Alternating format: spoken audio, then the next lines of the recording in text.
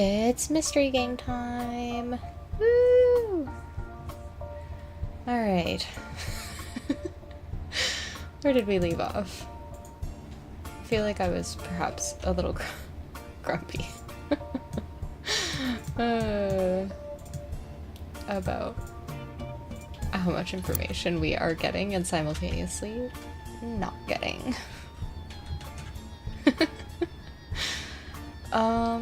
I think we were revisiting stuff from... Did we have any? No, okay. I think perhaps we were revisiting some of the old stuff. Oh yeah, we found this. Oh no, not that. This. the mixtape? No, the album? The CD. The CD that's just one song. And then I think that's where we left off, pretty much. Oh, and we got his name correct. CDs were so fun. Burning CDs? A blast. Got all that figured out.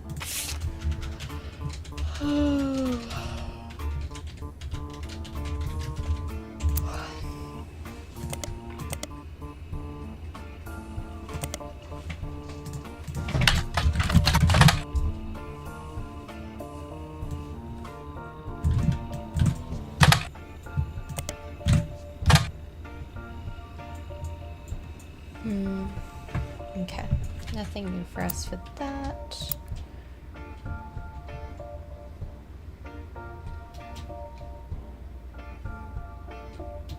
I'm wondering why they're bringing up November for some reason, and like...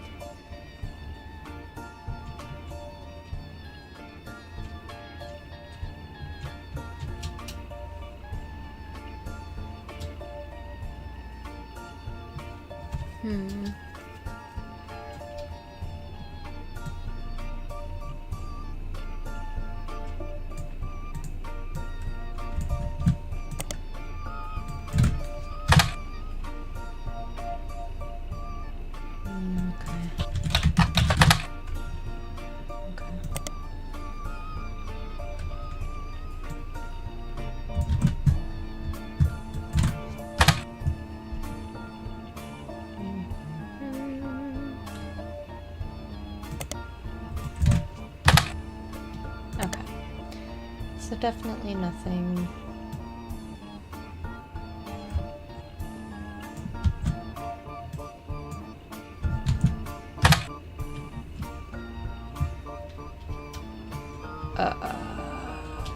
This was nothing new, apparently. Although this is something I don't think I ever searched last time. If you're seeing this message, please come to the game's Discord and simply type, "I found the thing," in all capital letters in the "I found the thing" channel. Oh. Oh. This game is heavily inspired by Obra Dinn and her story. I hope it stands on its own and that it feels like more of an homage than a ripoff. Thank you to Lucas Pope. Oh, it's a little Easter egg. It's also inspired by my participation in the world's largest trivia contest on 90 FM in Stevens Point, Wisconsin. Thank you to everyone who organizes that competition year after year. Shout out to Portesi Frozen Pizza, which I've never tried but have heard so much about.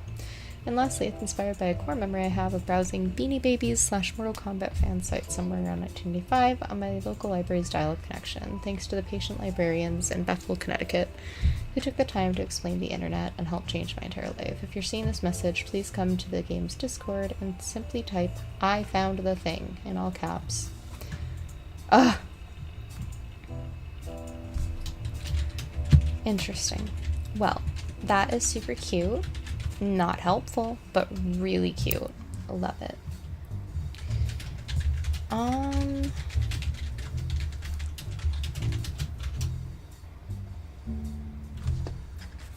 I just don't know what else they want me to do with this information.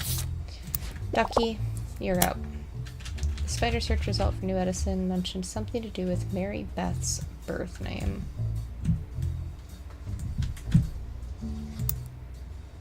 Mary Beth's birth name. Who the heck is Mary Beth? Oh. Mary Beth, okay.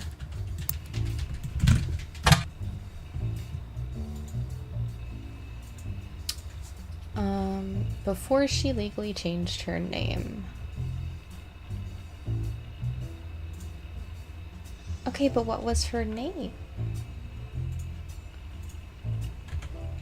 And one collector says that the Holy Grail is a re-release of the Old Rugged Cross. The first edition was originally published before she legally changed her name.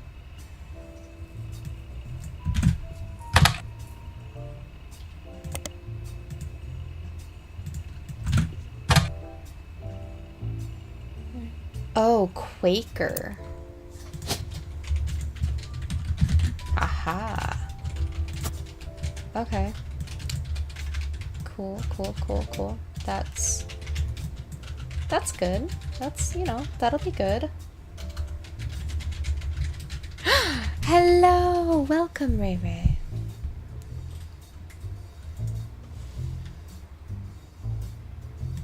Okay. Cool. Look into Mary Beth's children. I've looked into Mary Beth's children. What more do you want from me? What do you want from me?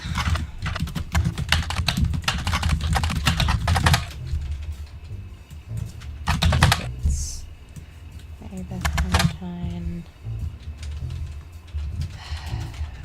I'm not oh, Mark.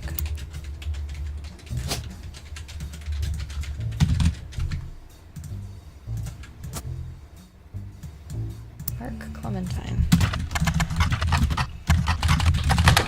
Ah ha ha ha ha. Crocodile Clementine is listed on a website titled The Infamy List. It's a massive list of criminals who are known for odd crimes. Although Mark's nickname would imply he hails from Florida, a lot of others on the list come from there, or Australia, Mark is listed as being from Los Angeles. He has a pretty big entry. He seems like a real piece of work.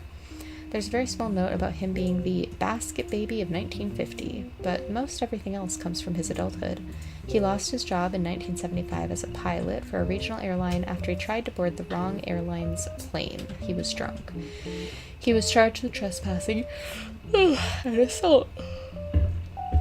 In 1982, he was arrested for transporting smuggled animals over the Canadian and Mexican borders for an illegal reptile supplier in Los Angeles. He was apparently quite successful for the first 4 years, but was caught when he had to make an emergency landing in Portland after he was bitten on the foot by a crocodile, hence the nickname. What a guy. Apparently, the Portland Telegraph is credited as having given him his nickname. His mugshot from this incident has been added to your photos. In 1993, he was released on parole, but his freedom didn't last long. He was arrested in 1994 in San Diego for violating it in an attempt to visit his daughter's graduation. He famously punched the principal, a man named Billy Sims. This incident received national press. Okay. That's a lot of things. That's a whole lot of things. Okay.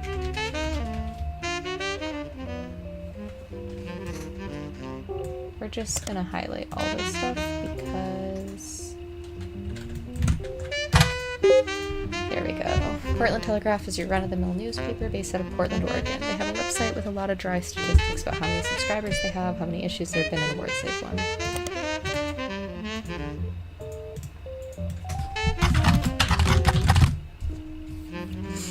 The Portland Telegraph was the one that provided the nickname Crocodile Clementine, and has some details about Crocodile Clementine's first major arrest.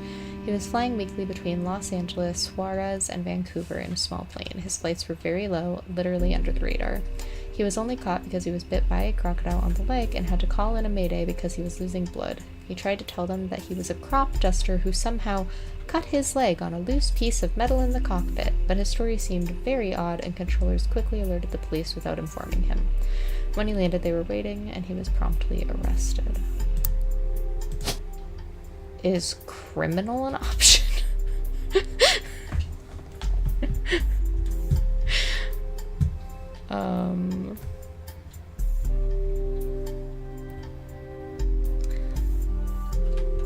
Pilot? I guess. We know he has a daughter. There he is again. Oof. Rough. That's rough, buddy. Multnomah County Corrections Division. Okay, let's revisit these things real quick.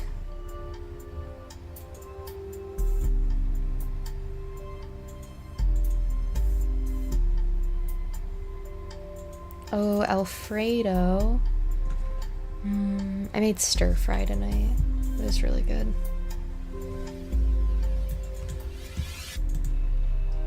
Billy Sims is the president of Sandstone Canyon High School, who had his 15 minutes of fame in 1994 when he was punched by Crocodile Clementine at a graduation ceremony. Pretty much every news organization, from trustworthy to tabloid, seems to have their own take on the altercation.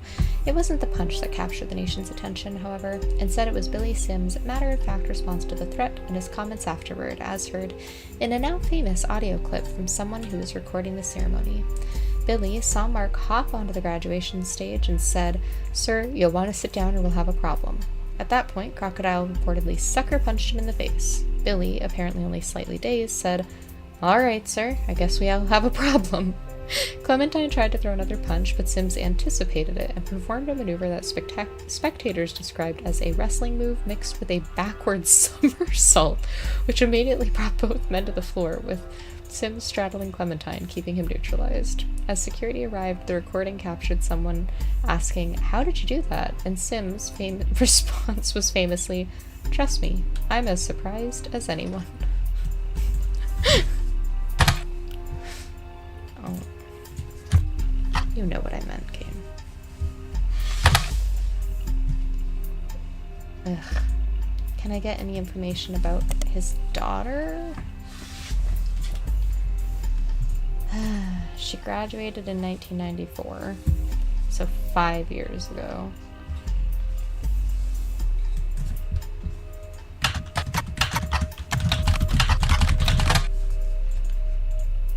I guess let's look up this one.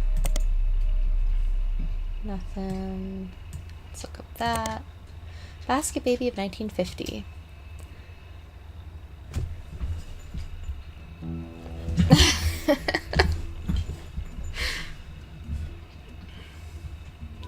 What happened when you were a kid that scarred you with Alfredo? A few sites about true stories focused on and around religion mention that in 1950 a gospel singer named Mary once found herself dealing with a real-life baby Moses situation.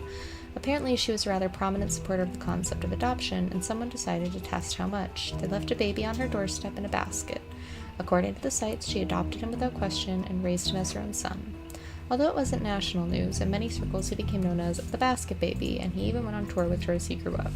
None of the websites state who the woman or baby were, likely to prevent people from looking into either of the people too closely. From context, you know that it's Mary Beth Clementine, who would later be shunned due to her personal life, and her son Mark, who would later be known as Crocodile Clementine.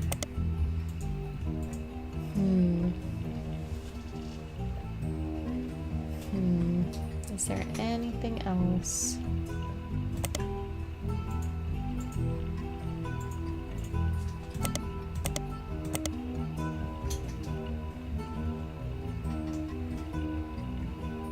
In San Diego, he was arrested.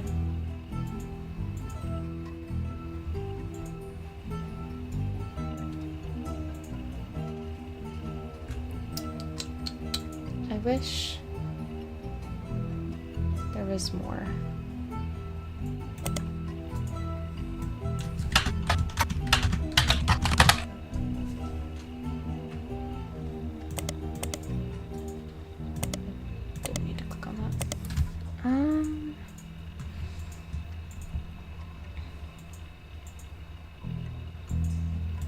Was there anything else here that would be useful? We tried Sandstone Canyon High School. That didn't help.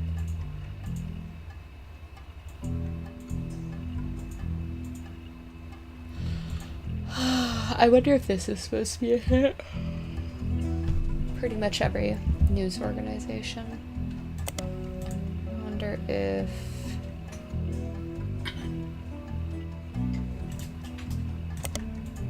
Well, News Time did a small piece about a fight between Sims and Crocodile, but tried to approach it from a different perspective. Their goal was to paint a picture of the two men involved from others who knew them best. Not only did they manage to interview Sim's wife, Carla, as well as multiple staff members at his school, but they hunted down Colleen Webb, Mark's ex-wife. Okay, we want that one. Webb.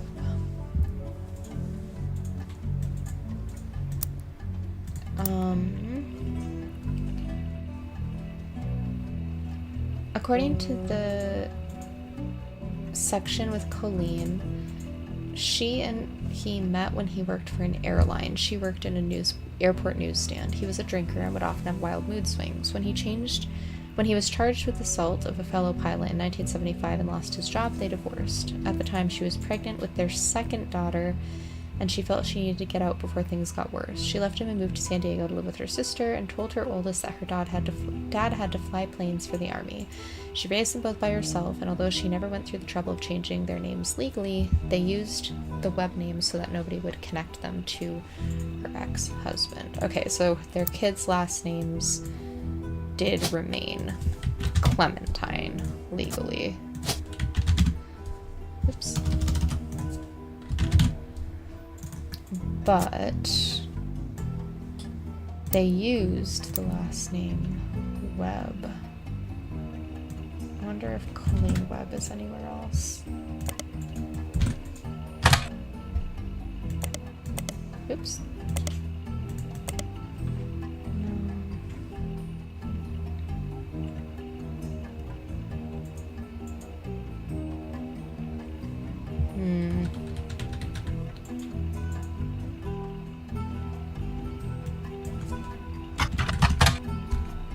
Okay, yeah, it still says the same. What about this one? Piketty magazine is kind of sleazy, but they're not afraid to publish a few details that more reputable news publications normally wouldn't. You look up the Billy Sims incident, but it seems they did report on it. You gain a few new bits of information, though it might not be useful. Billy Sims was once arrested for throwing a Molotov cocktail at a company that was found to be testing their products on animals. Dang, Billy Sims is so cool.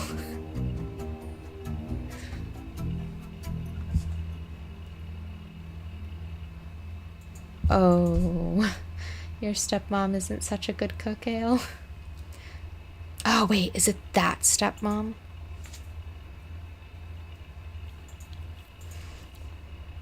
According to police paperwork, Crocodile Clementine's bail was paid for by Tostarito Jacobson. It was fairly expensive. Piketty interviewed other students that were at the event to find out if anyone knew anything, and the word going around was that Mark Clementine showed up because his daughter Mary was graduating that night. There's her name.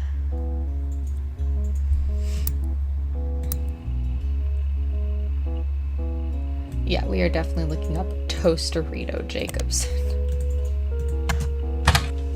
Fuego's Fiesta, a regional Mexican fast food chain that held a competition in 1993 that offered free meals for life to anyone that legally changed their name to Tostarito. The Tostarito was a burrito with a cylindrical tostada shell inside the flour tortilla. According to a few different sources, Tostarito Jacobson used to be named Lucinda.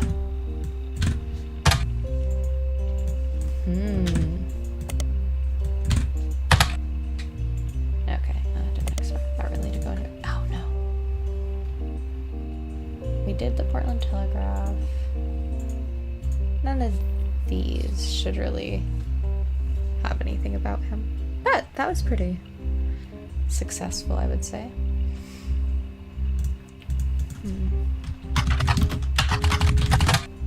Yeah, okay, I didn't think so. Was there actually a place that did that?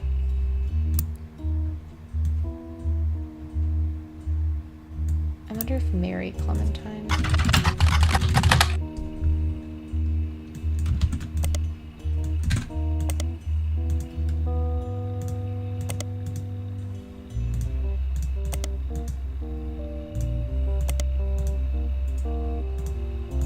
We're just going down the whole line.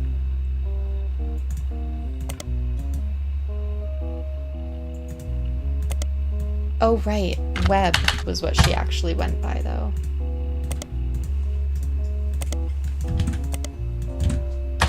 Aha. Mary Webb in San Diego has a website called Webb on the Web. Apparently, it's a personal travel diary that also doubles as an advertisement for her travel agency.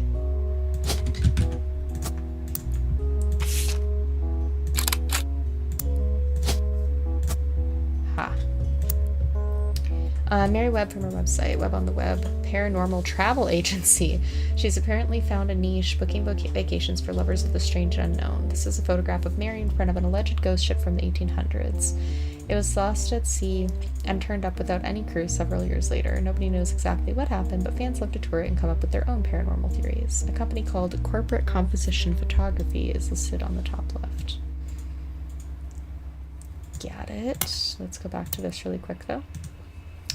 There are descriptions of Mary's services, including booking flights and cruises. Almost all of them involve extremely niche audiences. It seems Mary is the #1 agent when it comes to booking spiritual vacations. Wait, Lucinda married to Chris? Who's Chris? Who's Lucinda?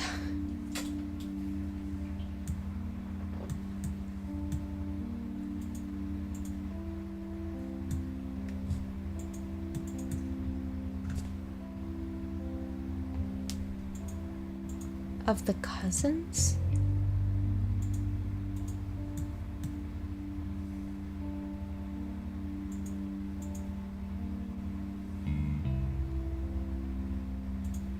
From the first part of the game? What?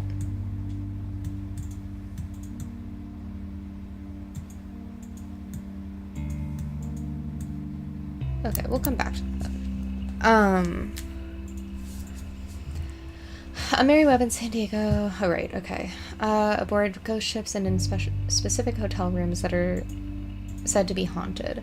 She also has a dedicated section for more traditional modern cruises that cater to specific groups, such as fans of boy bands. In the diary entry, she talks about the trips she's personally taken and uses that as an opportunity to feature descriptions of amenities and excursions that the ships offer, even when you're on them to see a specific band or a ghost. There's also pictures of ships, hotels, landmarks, and places she's visited, as well as a picture of Mary herself with the ship in the background. One of her diary entries actually mentions the day that the photos were taken. She was allowed onto the ship on a port day in San Diego with a professional photographer she knows. The photo of Mary has been added to your evidence. We're going to search this first. Oh, okay. And then I want to search that. Corporate Composition Photography is a photography studio that was listed on a few different sites for businesses in San Diego. It seems to have been possible to hire them to take professional quality photos for businesses of all sorts. As far as you can tell, it appears to no longer exist. The company is also mentioned on a photography site with some IRC chat logs. It seems like the site is the personal page of a member of an IRC photography channel. They have archives of logs they've been saving since 1993. One of them was from 1996 when Val, the former head photographer from Corporate Composition Photography, did a Q&A with their users about taking pictures for promotional materials and printouts. Most of the questions and answers are pretty technical. They not only seem irrelevant, but generally go over your head. One of the questions, however, mentions that Val was on the cover of Telephoto and asks about Iraq. The question was quickly shut down by the person running the Q&A, who said Val does not wish to answer any questions from his photojournalism days, nor does he wish to talk about LBP. Please keep this on the subject of commercial photography.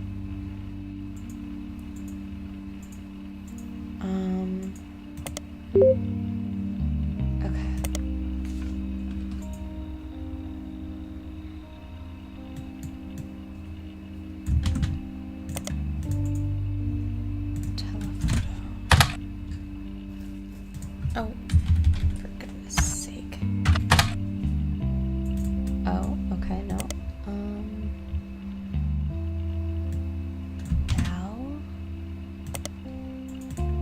Just Val? I didn't think so. LBP.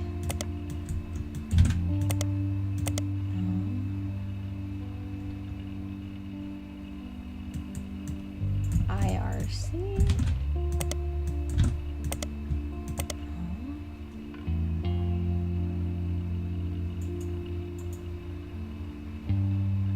Mentions that Val was on the cover of Telephoto.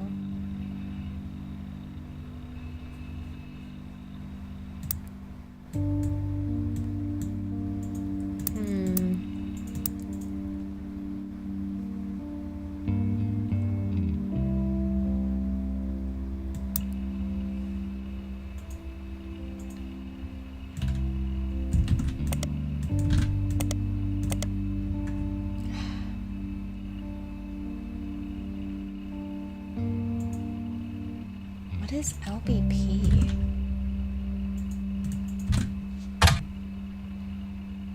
Lebanese pound, lower back pain, lead-based paint, low blood pressure, Louisiana Board of Pharmacy, Long Beach Peninsula. Some businesses also have the acronym LBP. Results include Lynch Building Plastics, Luxury Bridal Photography, Lexington Business Payroll, Lincoln Baby Photography, Laura's Bras and Panties, Logline Books and Publishing.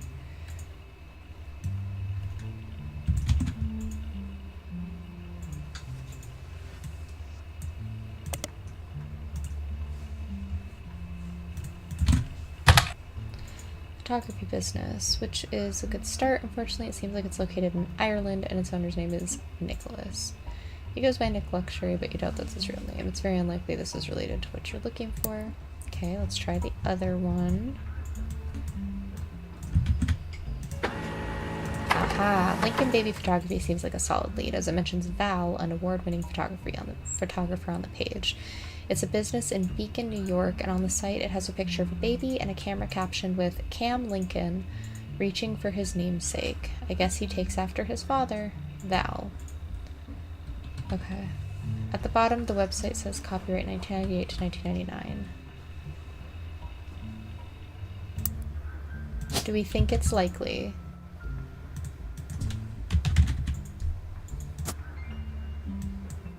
That this is Cam. He named his kid Cam. I have a feeling it's probably this. We'll see. I could be wrong, but I think that feels likely. Occupation? Baby.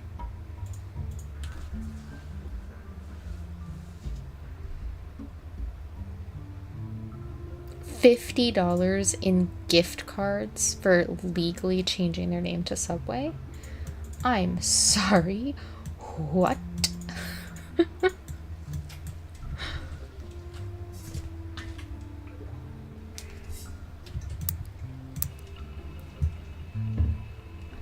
It said before that Val was,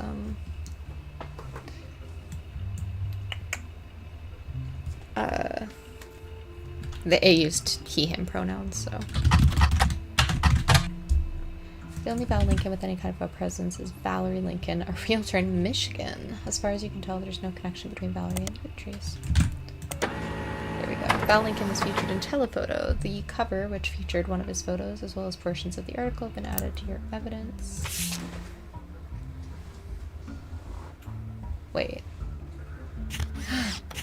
Oh. Oh.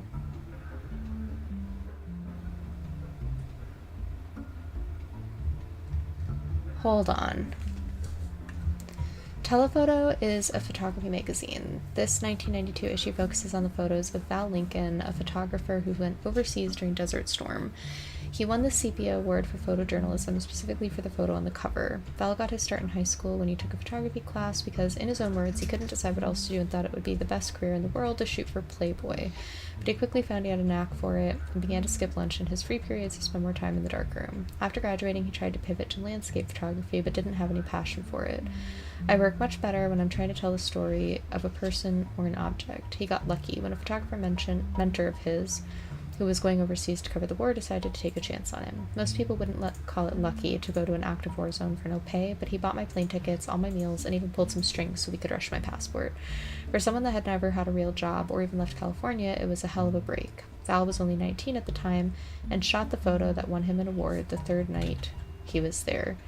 The photo depicts Lisa Clementine, who lost an arm in Operation Desert Saber. According to the article, women were not subject to direct combat, and Lisa was in a vehicle at the time. The vehicle had to pull over suddenly when the road ahead was partially destroyed, and she and a fellow soldier were severely injured by a landmine. Val says, I ran into Lisa just after her surgery and took this picture. Then, until she shipped out, I kept finding excuses to go back and take more pictures of her. I guess it was fate, because that's the photo that won me an award, got me into your magazine, and also led to my engagement. Just earlier this week, she agreed to become Mrs. Lincoln. What? Okay. Hold on. Hold on. So this one must be Mary. Okay. This is Mary. The travel agent. Ah, no, come back.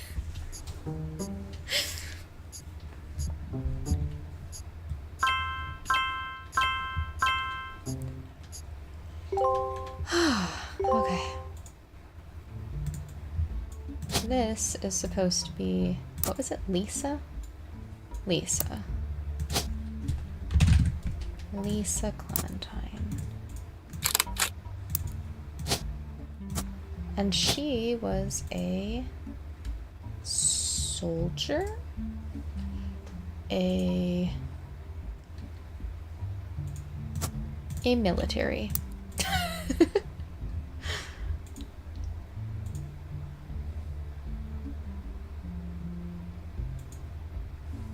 Okay. Cool. We got more stuff. Lisa Clementine, military, married to Val Clementine. That's their baby.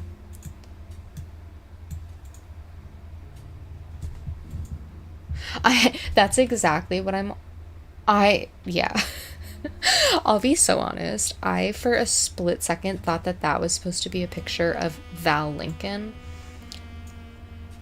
on the cover of the magazine. And I was like, oh my god, is Val a trans guy? But no, that's his wife, so.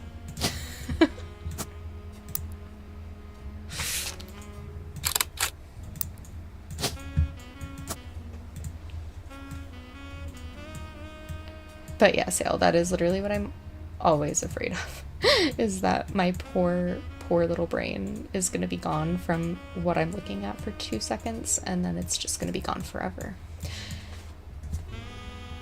We didn't ask Quartel in the 90s, you're so right. Anyways, that tree should be done. Next time that should lock in. So, good job, team. We figured out Miracle Roottrees family line. And I'm still 100% convinced that Mark is actually the illegitimate child.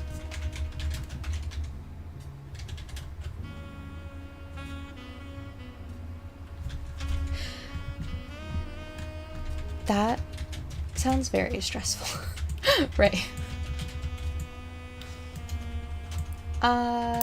Okay, well, we did a really good job on that, guys.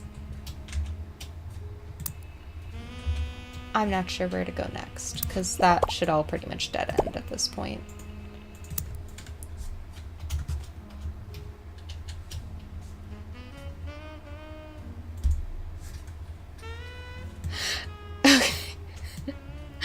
Okay, listen. That's fair. The missing issue of Piketty by Cicely Sanchez. Yeah, I tried, game. I remember trying.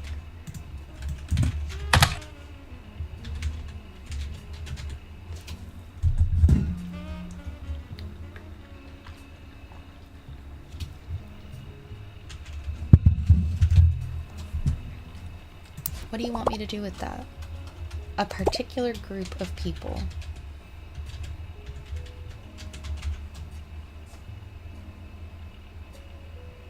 Oh, right. The conspiracy website. Oh, what was the conspiracy website from the first half? It made mention of it. Not there. In here?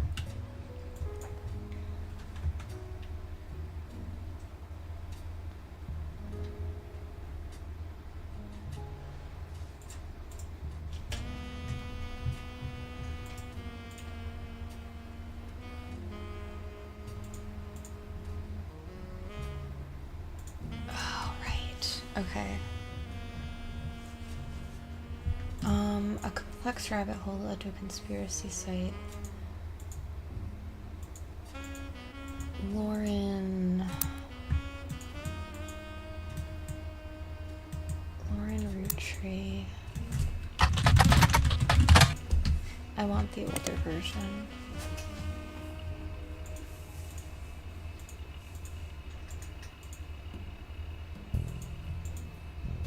No, it's not helpful.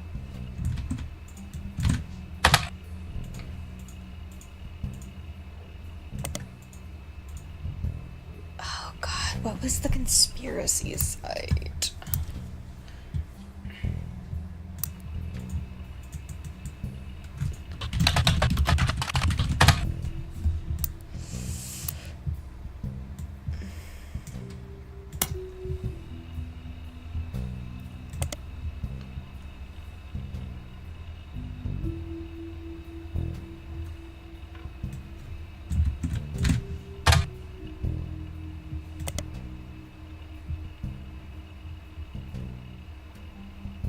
Dang it. What was that site? That was the conspiracy site.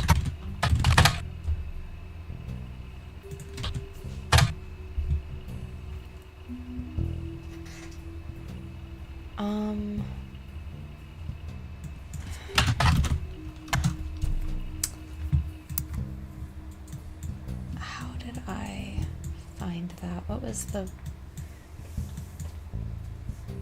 I know Chris had called out something on the...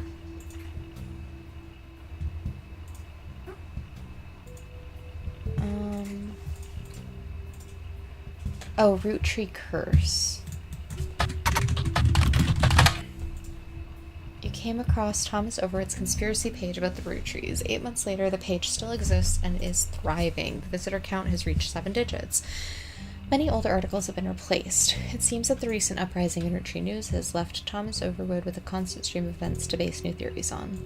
More than one of his theories involve Roottrees deaths being faked. According to Overwood, statistically, when you have this many high-profile people who have died in a family, the odds are that one of them faked their death. It's just math.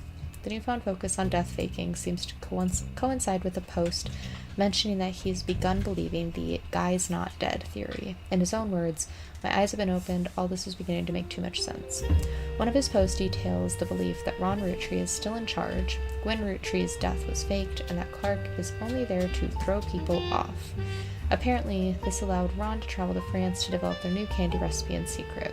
Another is about the rapper 5 Ps. He can't possibly be a Roottrees. One of his first album songs, when he was performing under the devil name, actually mentioned that he wanted to have sex with Raina.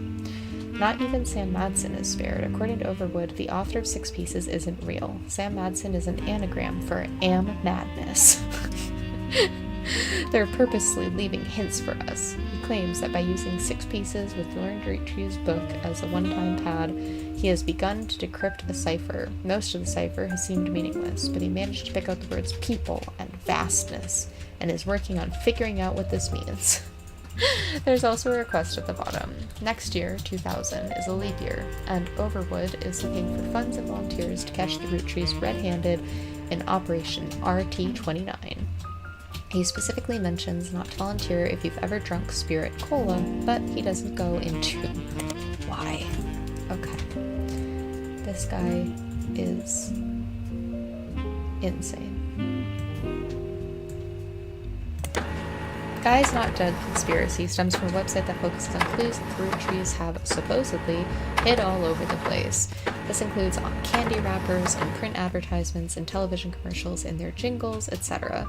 The story, according to the website, is that Guy Hudson was a terrible president of the Roottree Company and introduced multiple failed products. Something needed to be done that would put the company immediately and instantly back in the favor of consumers. So they killed off Guy Hudson and replaced him with a new president. This move immediately garnered sympathy, and the company recovered the next year, more popular than ever. The next president stayed much further out of the limelight, and some people even theorized that he was simply Guy Hudson in an elaborate disguise, which is why he stopped appearing in public. The people who run the site are asking for help. They're certain that there's a clue to all of this that accidentally leaked in a banned article for the magazine Piketty. On their page is a scan of the magazine's cover, the interview with Cicely Sanchez about Guy Hudson, and some photos. Thank God we finally found it. Okay, this is an interview with Cicely Sanchez, an author. She was hired to write a book about Guy Hudson. Oh, garlic bread.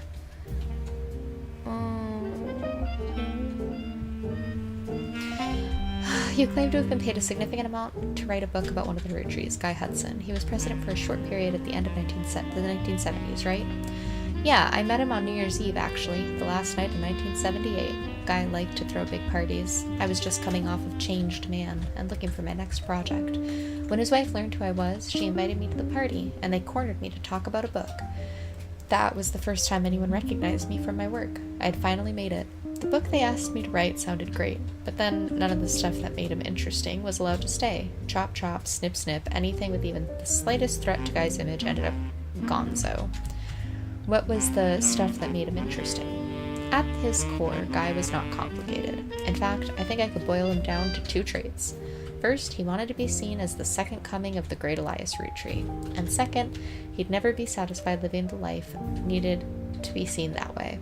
He had his fortune and good looks, and he really liked to exploit that to pick up women. But he couldn't let anyone else know, so it cost him a lot to cover it up. That was the only interesting aspect of Guy. He was James Bond trying to convince people he was Mr. Rogers, I guess? Mr. Rogers? Really? Maybe that's not the best metaphor, but Elias Rootree was boring as all hell, and all about family.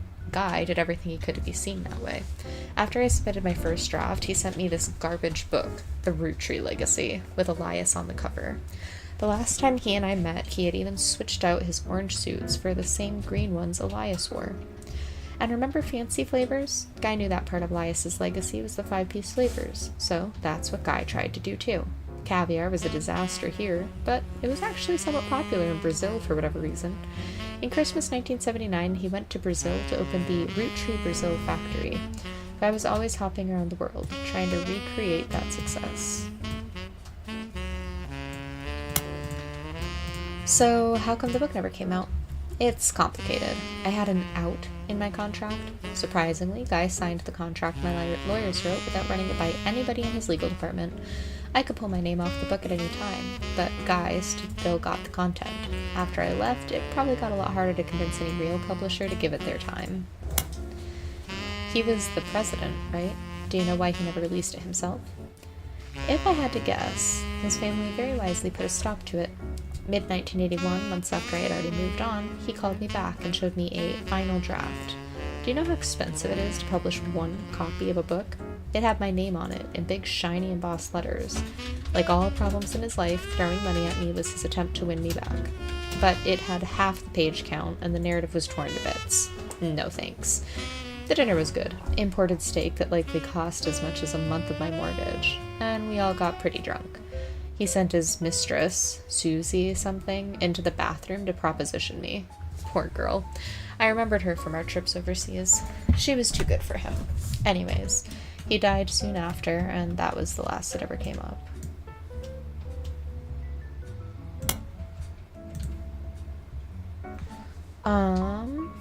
What can you tell us about the family? Any insight into the scandals from the recent book by Sam Matson? Let's see. Does that match up, actually? Yeah, Susie. Okay, that's right. What can you tell us about the family? Any insight into... I'm gonna go ahead and unhighlight that, actually. You can delete. Go away. What can you tell us about the family? Any insight into the scandals from the recent book by Sam Madsen? I actually haven't read it. I just skimmed the sections on Guy to see why people were suddenly calling me up to ask about the man.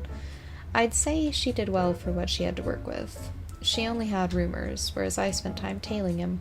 Sometimes he knew, sometimes he didn't. He invited me to join them when dealing with Roottrees, Brazil, but I actually had people on him when he went out to Australia, France, and China too. When he met with someone, I'd figure out who they were and how they were involved. Doubly so if the meeting happened when he didn't want me to be around. Despite his best efforts, I got the whole truth, including things even his family never knew.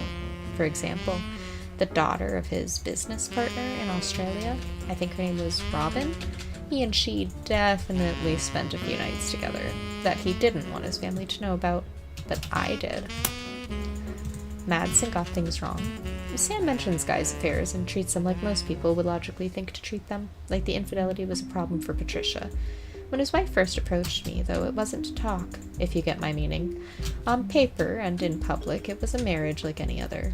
But in reality, it was more of a mutually beneficial arrangement. They both got what they wanted out of it. The same thing. Oh. I'm assuming I only have to spell it out so you can get it in writing for your readers. Women. Patricia enjoyed the company of women, and the swinger scene made that more accessible. I had told her I wasn't interested in her and Guy. I found out later that if I had said yes, her next question would have been whether or not her husband had actually had to be there too. Guy, on the other hand, was seen in a traditional marriage, and at the same time could bet any women that found him charming. I can assure you that was exactly the type of marriage he was interested in. Happy Pride! This photo is the first from a magazine interview with Cicely Sanchez and Piketty. The issue of Piketty magazine that it came from was pulled from the shelves, but you managed to find it online. Piketty does not label its individual photos. Both photos were instead under the shared label. Cicely was provided these photos by the Roottrees company for use in her book. In the background of the photo, there is a Christmas tree. Oh man, that's a lot of faces.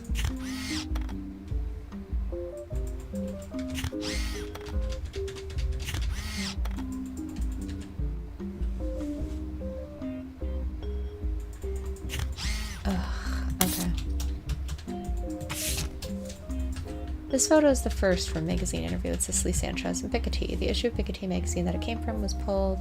Piketty does not label its individual photos. Okay, yeah, still nothing with that.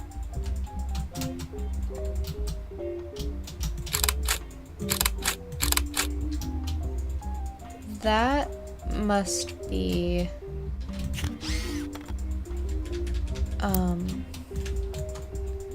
Zach Morden. Yeah. Okay. Interesting. Okay, we got another picture of Zach. We've got 2 more pictures of Guy. And then we have 3 different women.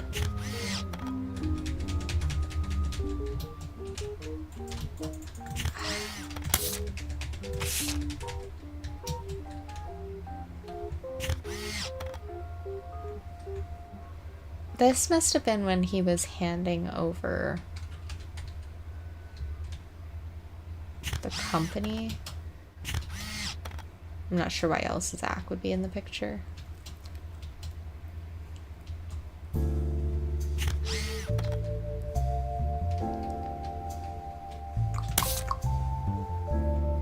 Okay, let's look up Robin.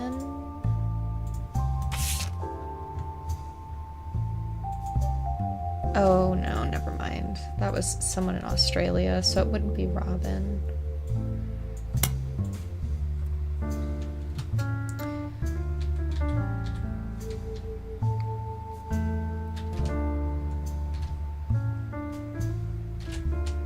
Let's see.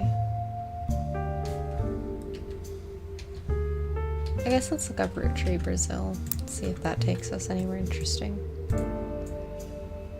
Yeah, I know. I'm planning on checking the payroll thing too. That just feels like so much more effort right now. Roottrees Brazil, sometimes erroneously referred to as Roottrees Brazil, is one of the companies created to manufacture and distribute Roottrees candy. It was developed as part of the Roottrees Everywhere initiative near the beginning of 1979. Unlike some of the other Roottrees Everywhere results, Roottrees Brazil seems to be a success.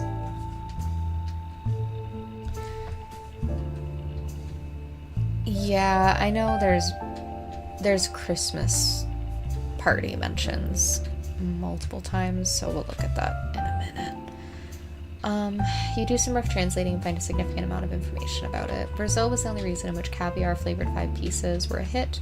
The primary reason that the factory still exists to this day is solely to create that flavor, which comes in its own standalone 5 pieces bag with Portuguese writing. A small town named Alvalagos, near the municipality of São Bernardo do Campo, became the location chosen by the Roottrees Candy Company after a newly elected local politician named Edson Soares heard that they were planning a new factory and petitioned them in early 1979. The factory was controversial as locals did not want it there. The Roottrees visited Brazil around Christmas and managed to break ground on the project. Since then, however, it has been operating relatively smoothly, except for 2 incidents. The first was Incendio do Bordo in 1982, and the second was an unsuccessful strike in 1995 that involved all the factory workers being replaced. Oof. The factory was originally built and run, according to paperwork at the time, by a small company called Nova Corpacao de Doces Brazil, which literally translates to New Brazil Candy Corporation. The company no longer exists, not much information has ever existed about it, and the Roottrees now run Roottrees Brazil entirely. Let's still do a quick spider search. No, nothing. Okay. Same thing with that. Okay. Let's do a quick search of that. Roottrees expansion everywhere was an expansion in the late 1970s. It coincided with some other large changes at the company and had mixed success. As far as you can tell, the different companies related to it were all formed in very different and sometimes haphazard ways. There's minimal organized information about the history of the expansion itself online, but you can glean the following. Roottrees candy has always been distributed locally to certain markets approved by Elias as early as the 1940s. This included places like Canada, Mexico, and select countries in Europe, mostly the UK. Roottrees Everywhere involved Roottrees expansion to other major markets that were assessed to be ready for Roottrees. This started with 4 that had no share: Australia, Brazil, China, and France. Each of the countries had an entirely new company formed, mostly by making deals with local distributors and manufacturers.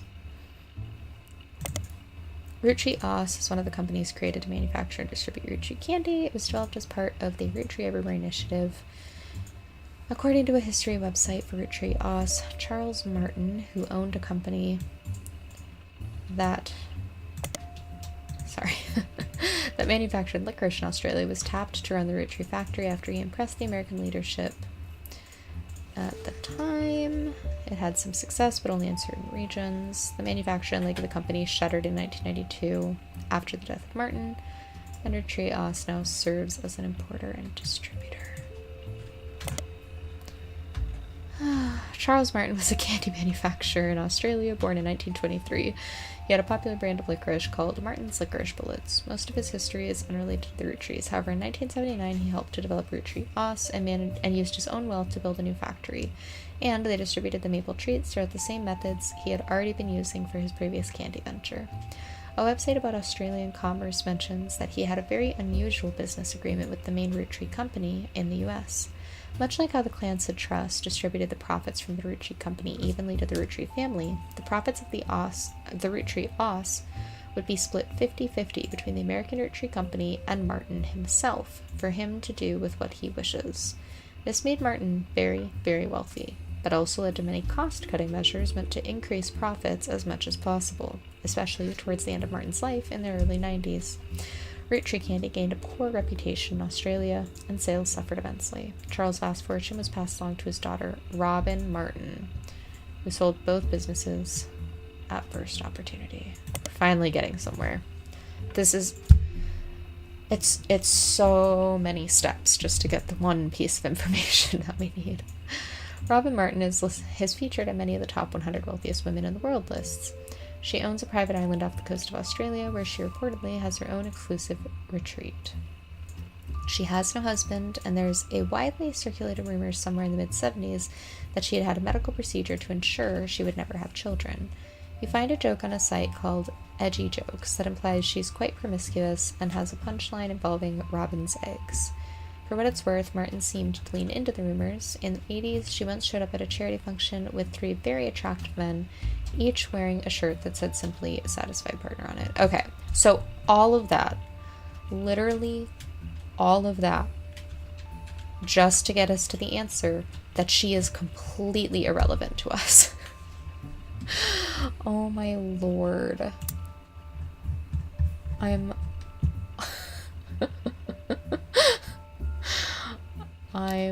displeased about that. I will not lie.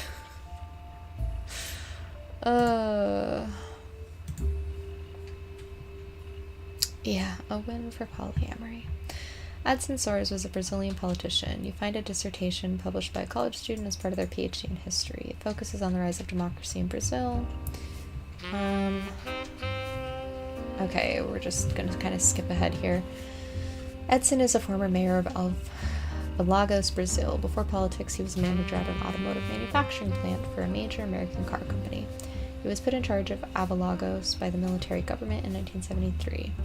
As mayor, he used his manufacturing background. Okay.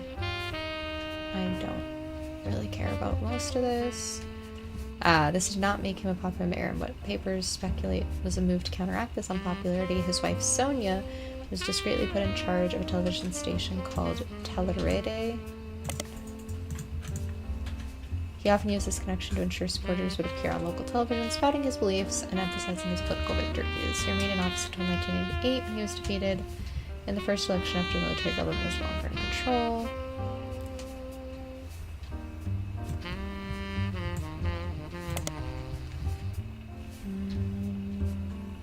Okay, that's not helpful. Sonia.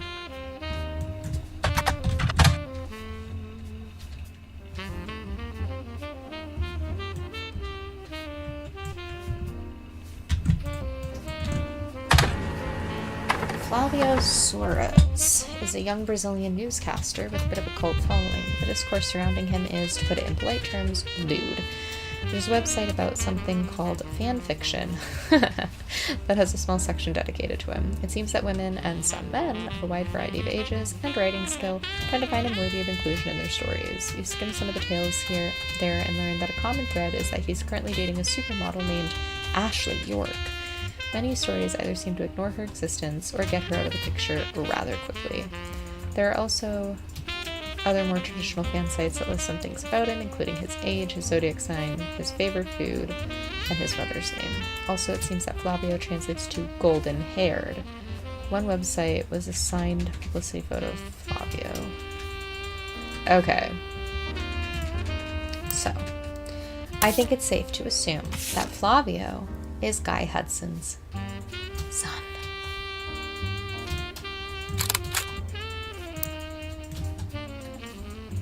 Goodness gracious. But which one? Well, we know that she was married.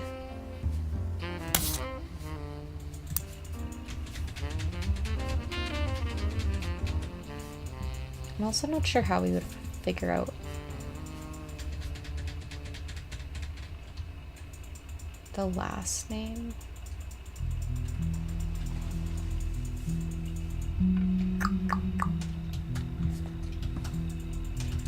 Was in 80 or 79, which would imply that it was an earlier affair.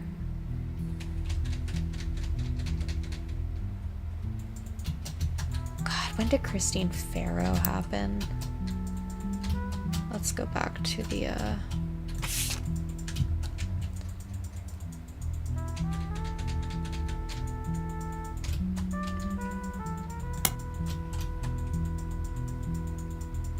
Christine Farrow was hired in 76. It's just weird because we know that she was married. So I guess it'd have to be this one.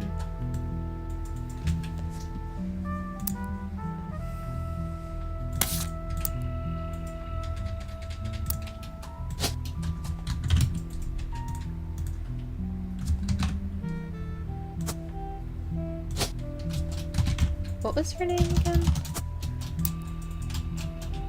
Sonia.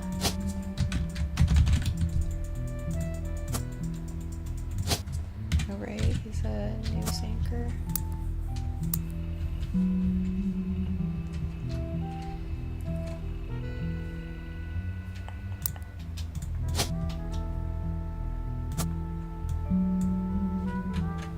And her spouse was... I'm also just a little bit curious about this person quick.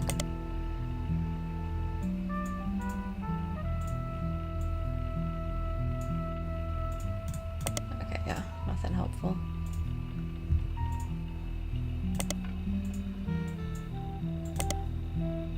Edson, that's what it was.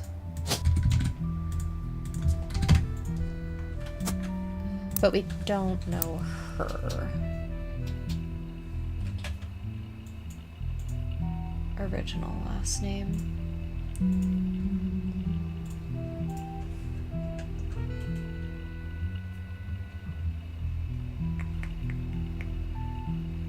Interesting.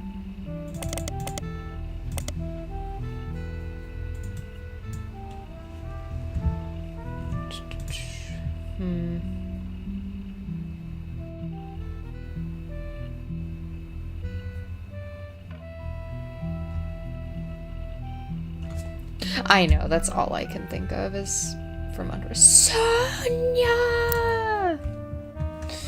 That's it. That's all I can think of. Okay, back to the Christmas party for now, I suppose.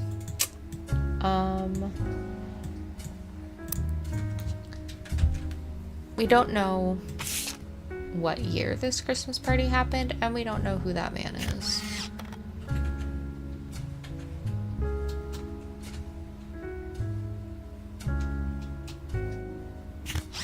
I feel like it might actually be Sonia and her husband. Because they mentioned that...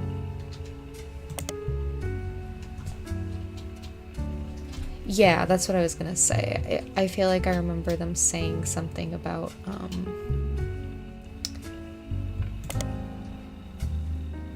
there being... Yeah, visited Brazil around Christmas and managed to break ground on the project.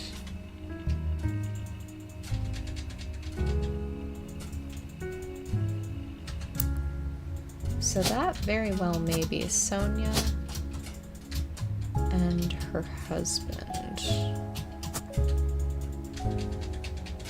And she was a... What did they say that she was? Hold on. Censors.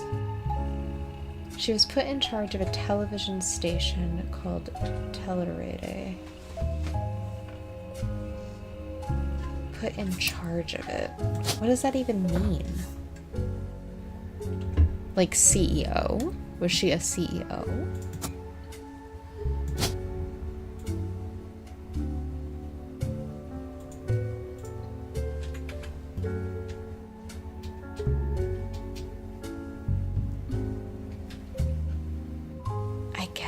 We'll just... There's also media mogul. I don't know if we'd call her that.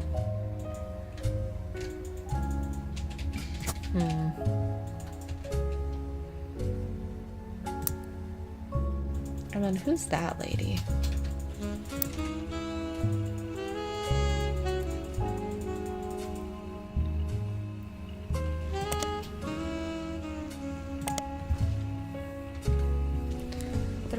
always visited Brazil around Christmas.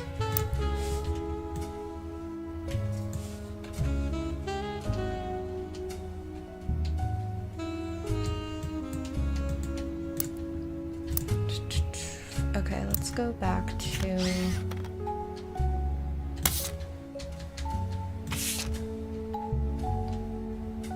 here. Oh wait, what year was that? It was in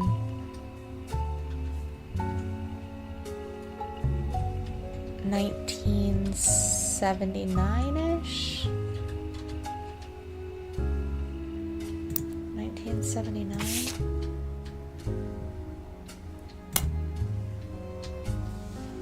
Let's see.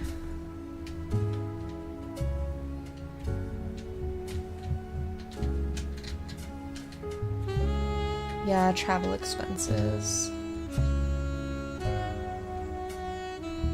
Who would have been? It could be Susan Ford. She was technically hired as an interpreter, so he could have gotten away with taking her with pretty easily for that.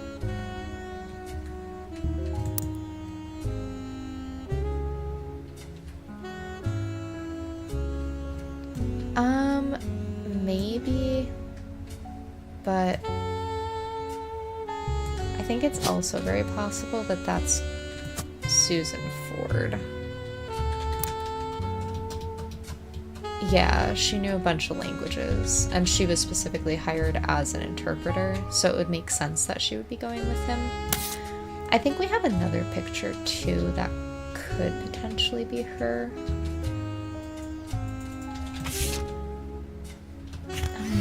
Does that look like? No, she wouldn't have had the tattoo. That's right. We decided that would be pretty silly. Oh no, there it is again, the tattoo. Oh, Susan. Susan with your hand tattoo for the time. Get it, girl.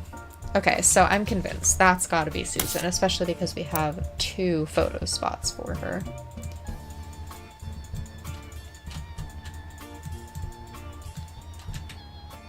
We just don't know Sonia's last name. He never hired a Sonia, right? I don't have.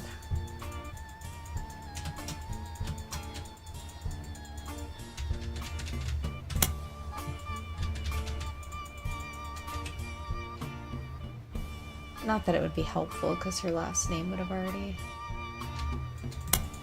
Okay. I wanted to look up this real quick and see if that had anything. Incendio do Bordo translates to maple fire. In 1982, the factory was deliberately attacked in a case of pure arson. The fire was brought under control after destroying about 2/3 of the production floor, and locals claimed that the air smelled like a mix of burning plastic and maple syrup. The factory was rebuilt and continues production to this day. At the time, it was unknown why this happened, but last year, a news special did list this incident, as well as a few others in the small town, as backlash to perceived corruption in the government at the time. According to the report, the mayor of the city was found to be receiving a cut of the factory's products. That's not surprising. I wish we could find something about Sonia. And Tellerade didn't bring up anything, right?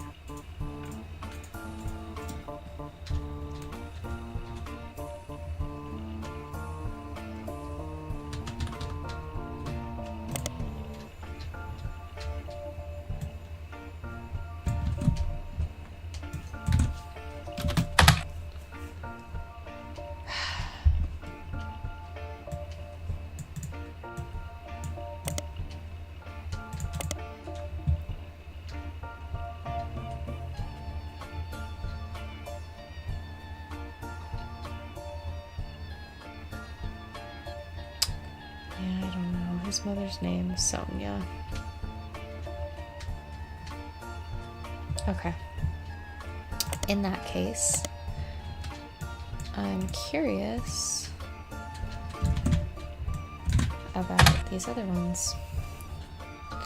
China Roottrees is one of the companies created to manufacture and distribute Roottrees candy. It was developed as part of the Roottrees Everywhere initiative in the summer of 1979. During the late 70s, China began to go through a period of economic reform. This led to new opportunities for American companies, and the Roottrees Candy Company decided to pounce. Liang Hongbo was said to personally win over the Roottrees family and was the owner of multiple textile factories.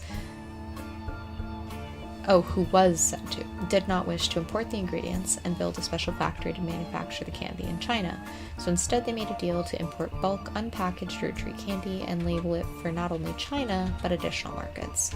Hongbo, who was already in his mid-50s when the deal happened, only had daughters, and his brother, Liang Hongyu, took control upon his death in 1986. After Hongyu died in 1982, it passed to the oldest child from the next generation, Liang Jinyu. That's a lot of names. Highlight it.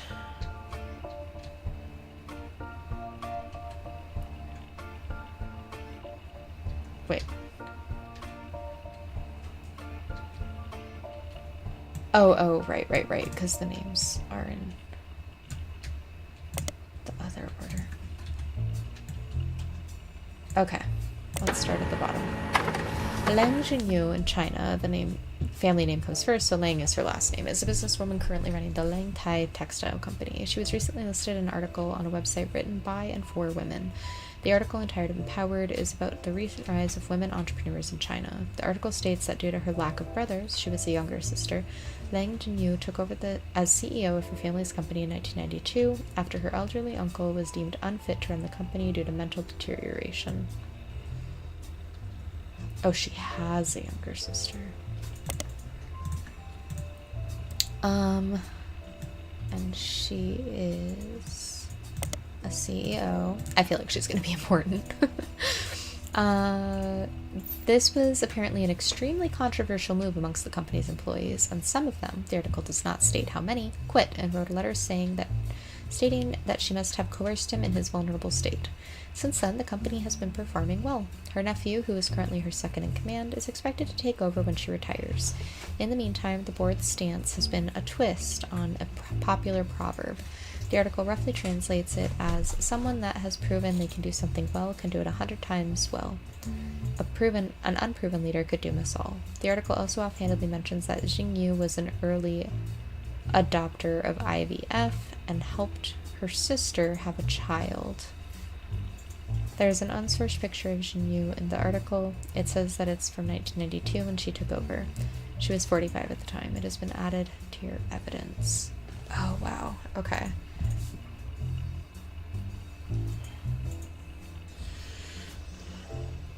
Interesting.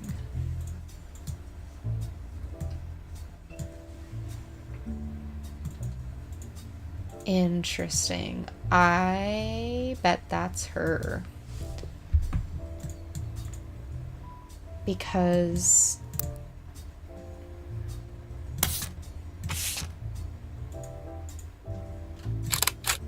yeah, I bet. Hold on. Jinyu, that's right.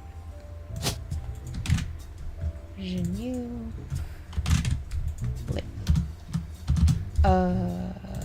No, that should be her last. Lang, not Lang. Lang.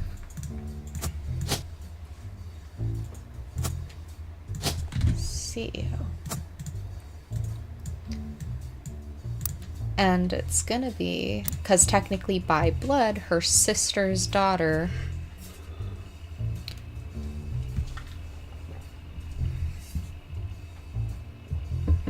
Right. Yeah. No, you're so right. That would make more sense. That she did have a child out of wedlock and said that that's what happened. Oh, and her nephew is her second in command, so it's a guy. Interesting.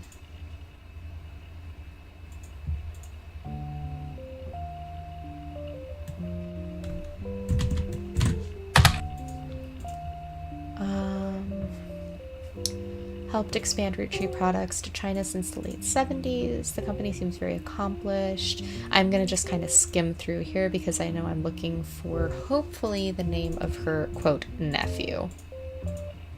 Guy was so messy. Wow, their family tree for this business goes back at least 250 years. It's crazy. Lang Hongbo was the CEO. He died before the internet was widespread, so there's not much out there other than his name on the website. His younger brother, Lang Hongmu, is featured on the history section.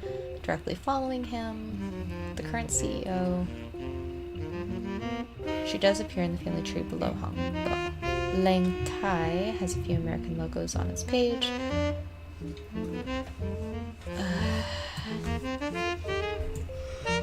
Spider search. Okay.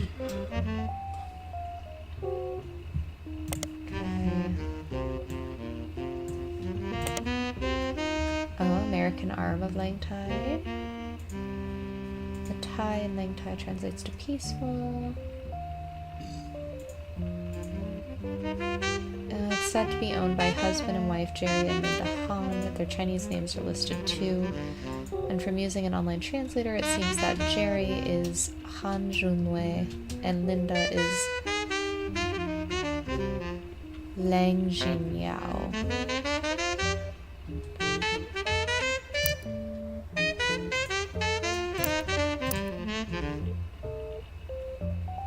Wait, what? Oh no, Jinyu, right, okay.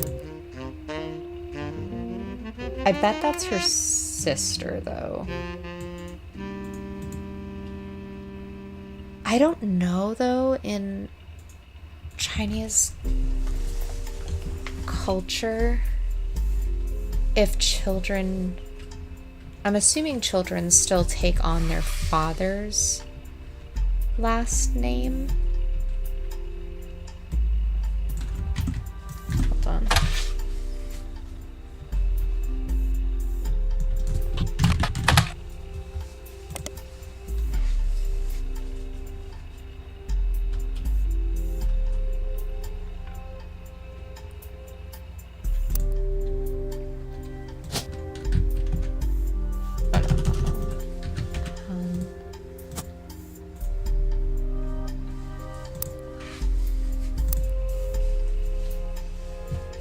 Oh, right. You're so right. Jerry Han. Jerry, Linda, and Mark Han appeared recently on a website called Focus on Philanthropy.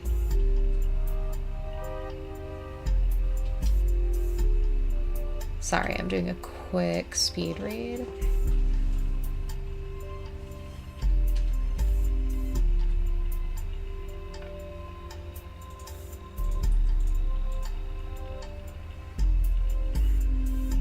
Wait, hold on. Okay, we need to read this, actually. Jerry, Linda, and Mark Han appeared recently on a website called Focus on Philanthropy under the headline, Hang In With the Hans. The Hans were chosen because they donate significantly to causes that further Chinese-American culture. Jerry and Linda were both born in China and fell in love during college. Linda's father led a large company. This article never names it. After it expanded to the US, Linda's father approved their marriage so long as Jerry took over the US portion of the business.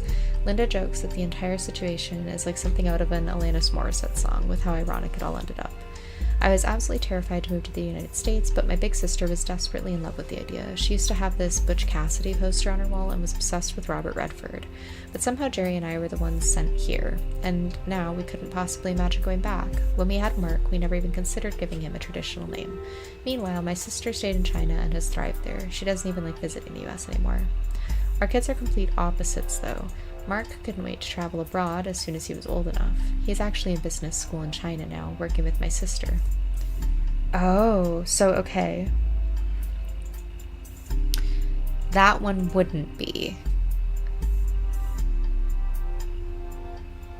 Interesting, but then she refers to our niece who grew up there was the opposite. She couldn't wait to get here.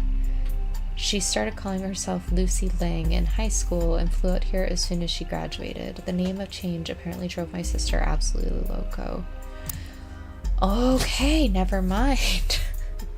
It sounds like she did have her own child.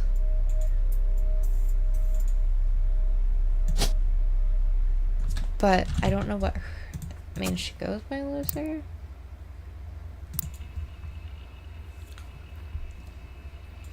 Because they say our niece.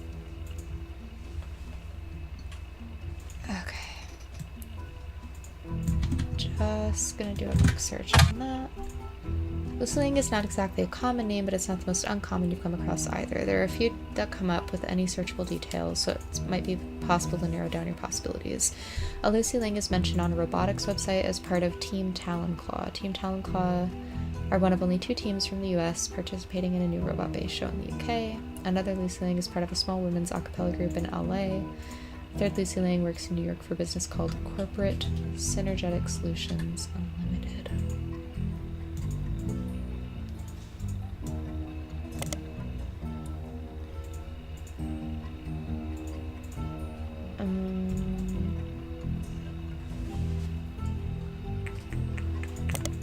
That's not very helpful.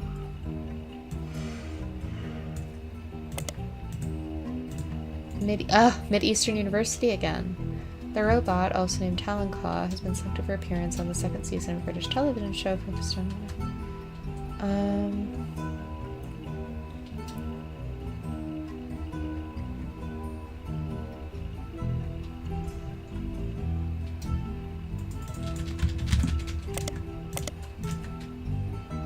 That seems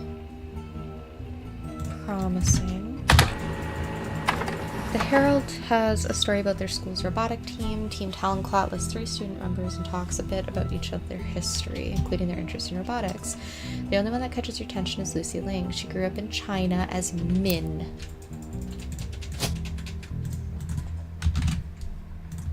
Min Lang. We know she is a college student.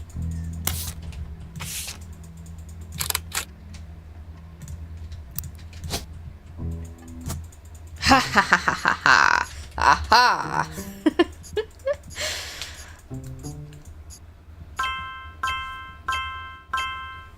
Oh my gosh.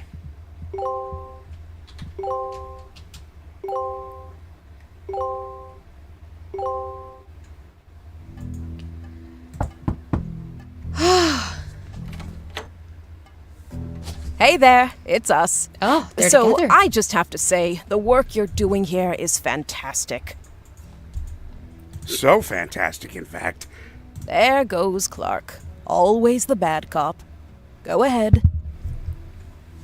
Vampires. Well, our law firm, Ruby Legal Enterprises, is having trouble keeping up. Ha. They're actually begging us to stop submitting new Roottrees. They said it's getting difficult to verify your progress. Well, consider that a good thing. I told Clark you'd get results. She says that like I didn't believe her. Regardless, the bad news is it's going to take 5 potential tree additions before anyone locks in from now on. Good luck. And keep up the good work. Okay, so you come with bad news. You come with bad news and absolutely 0 additional helpful information. Thanks so much. Oh my god. Okay. We know that's her. We just need to figure out Sonia's last name. Maiden name. We don't have Christine Farrow's picture yet. But look at how close we are, you guys. Oh my gosh. Yes, give us nothing. Lisa Clementine didn't lock in. Oh, it's probably Webb. Well, no, because they kept the last name Clementine.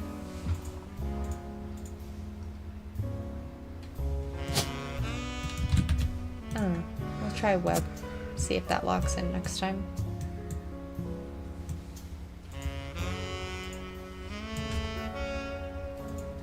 Oh, you don't think military was her last? I think that's the issue. Let's look at her thing again. Where was it? There it is.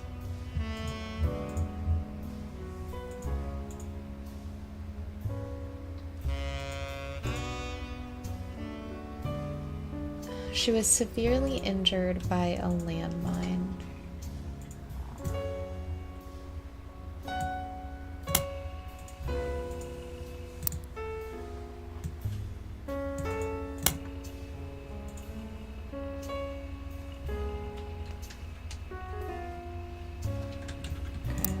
Still not helpful. So she's just like a housewife now?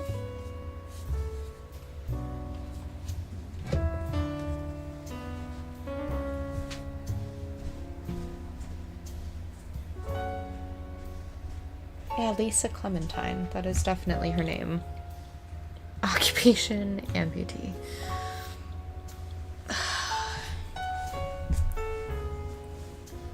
Wasn't she the writer?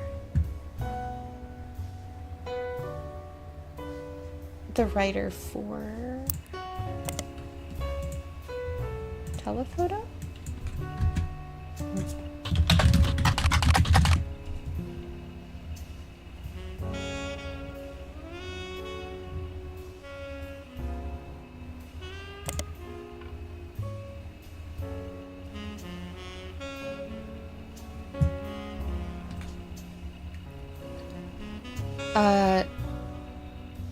No, she's the, Miracle Roottrees. She's the, granddaughter of Miracle Roottrees through infidelity. Mark Clementine was the one that was a criminal. Oh, right, but then she does go by Lisa Webb online. Dang it.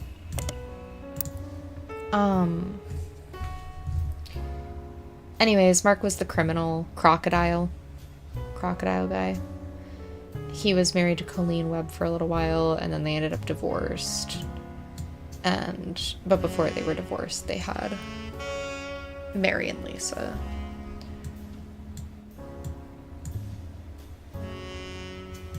I just don't know.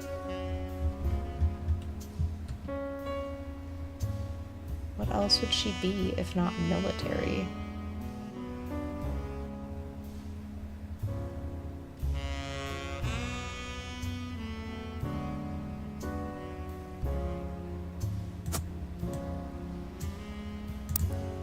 I don't know.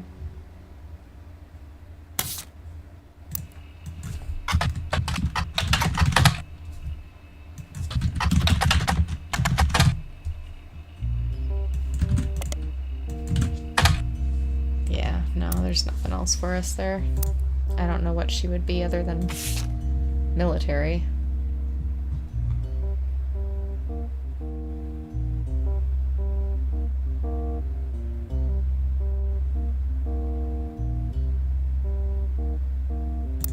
Maybe Mary Clementine says something about her sister. Oh, right.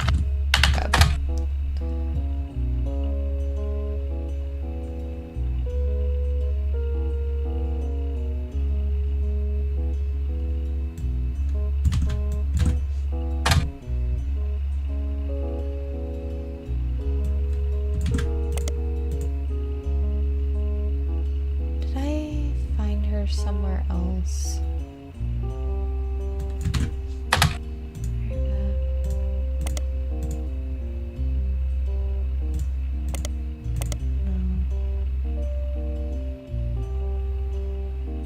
I feel like there was something else that we got for her.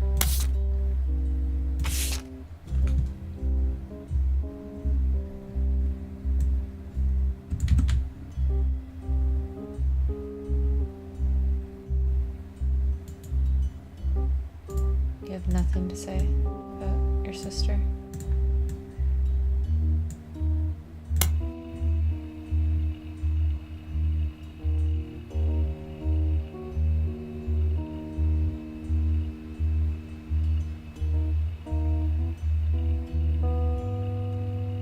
Nor does he wish to talk about LBP.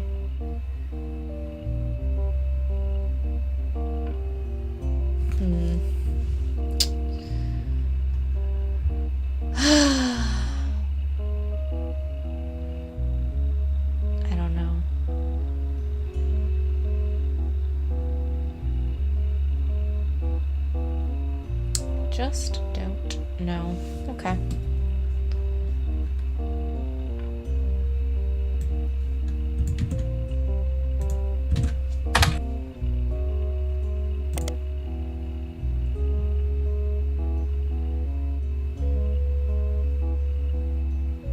Alright, well, that's okay. We can come back to that later, I guess.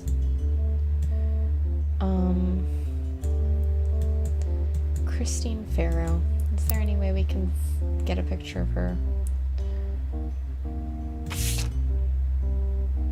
Is that her? Christine Farrow? Is that her in the background?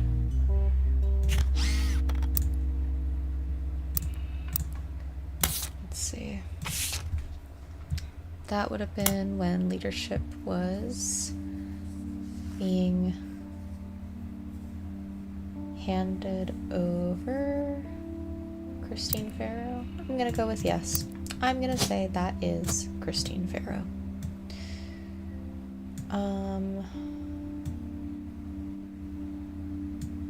Love to get Sonia's maiden name. And then we have this absolute pain in the butt.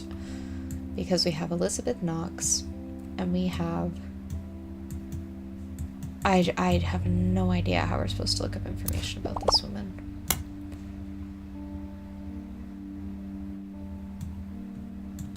Can you give me another hint?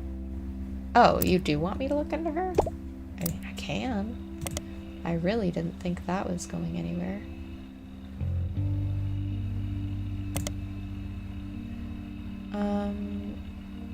Ashley York is a British supermodel who does ads for perfume, clothes, and jewelry. She's been a subject of some controversy.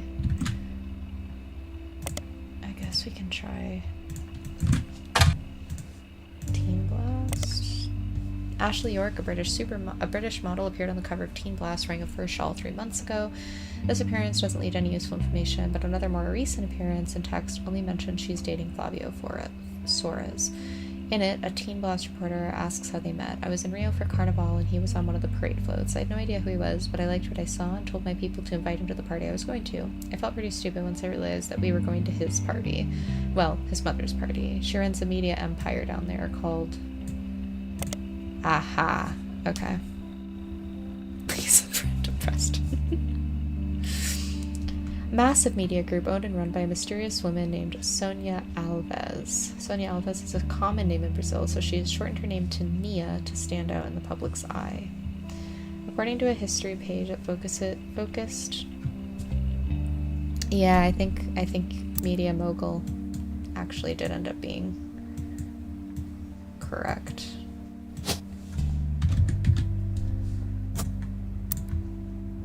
And then are we assuming this is her maiden name that she is going by? Alves?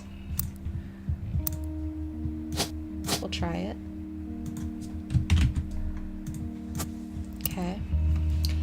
According to a history page that's focused on her company and vague, unsearchable details, Nia received a significant inheritance in 1980 and invested it in many different manufacturing businesses in her hometown in Brazil. At the same time, she had just begun to learn the ins and outs of running a television network. She continued to work in television until in 1988, when Brazil began its period of reform. She felt this was the perfect opportunity to launch her own media company using her investment and connections. Now her company owns television networks, magazines, newspapers, and advertising firms. Definitely Media Mogul. After doing some translation, the page about Nia lists her as unmarried. It does not go into any other relationship history. Searching for Nia online, you learn that she stays out of the spotlight. She doesn't even appear at shareholder meetings. She sends a proxy.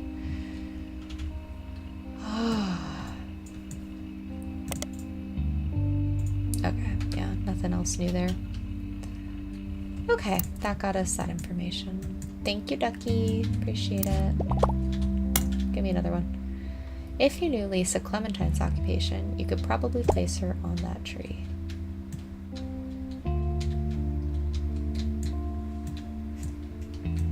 You don't say.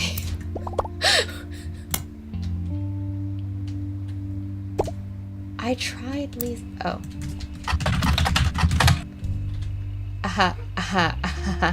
Her married name. I think my brain's dying.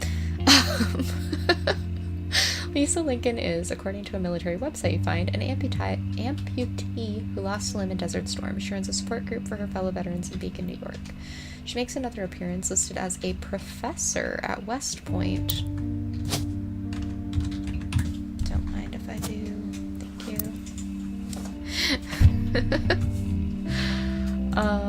She teaches class that contribute to their environmental engineering major. Her short biography on the staff page mentions that she had a passion for the military from a very young age due to erroneously believing that a family member was an Air Force pilot, her dad.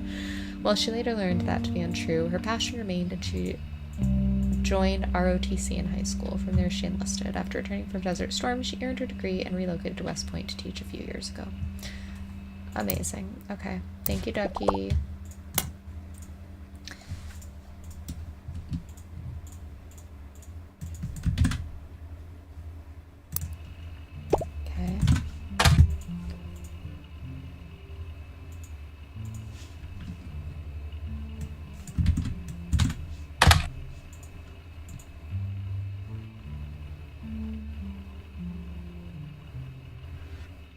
This resulted, which was only notable to the author because by combining the names the way they did, it was started from the list.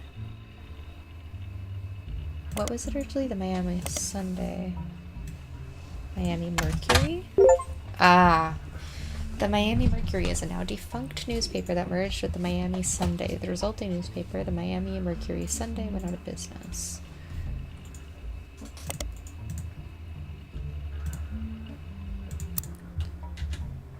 Okay. Who am I looking up in that?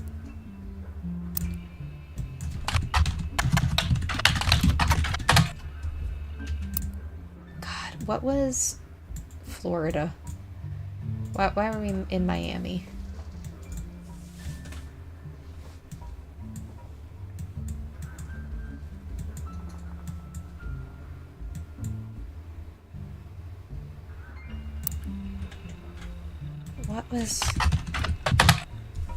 What even got us to the Miami? Do I have a note in here about it?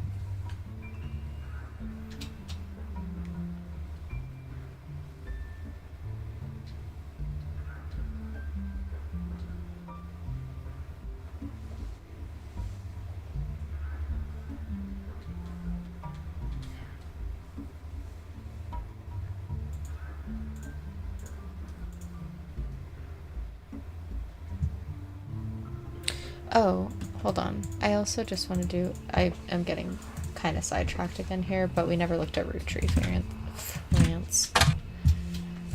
Apparently Roottrees, France was a non-starter. Negotiations broke down pretty late in the process. The CEO of Roottrees, France was meant to be Tristan Robert. Businessman who at one time was in negotiations to take over Roottrees, France. He is still alive, and you come across an interview unrelated to Roottrees from a few months ago. It seems that other countries have not been immune to Roottrees mania, as you recognize the word Roottrees in one of the questions. It seems the interviewer snuck in a question about his experience with the company at the end of the 70s. The article is in French and takes some time to translate section by section. He mentions Guy by first name only, and the tale he tells is quite ugly.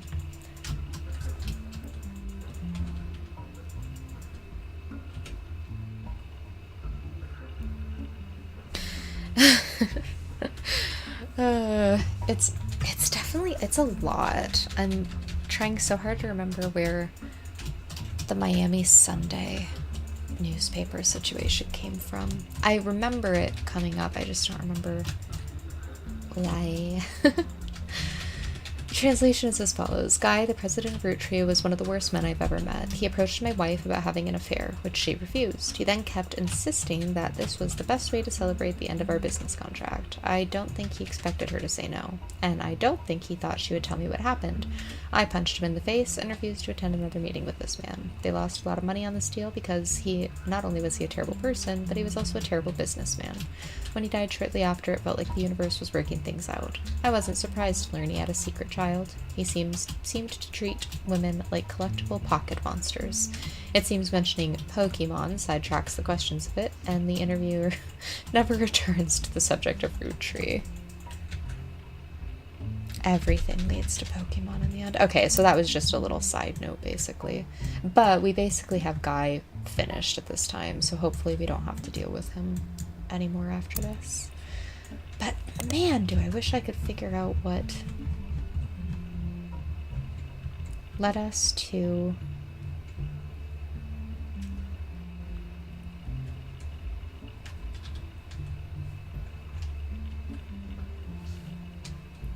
let's go back.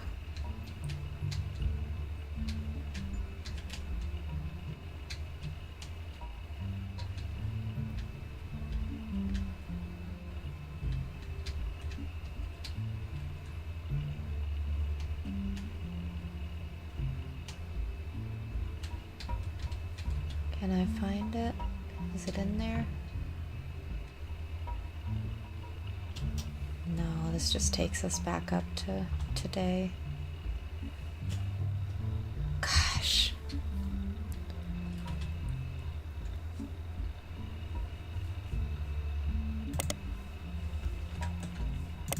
What am I supposed to be searching in this?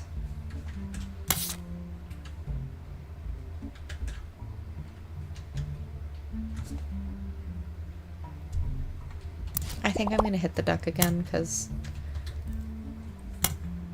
Bess Williams.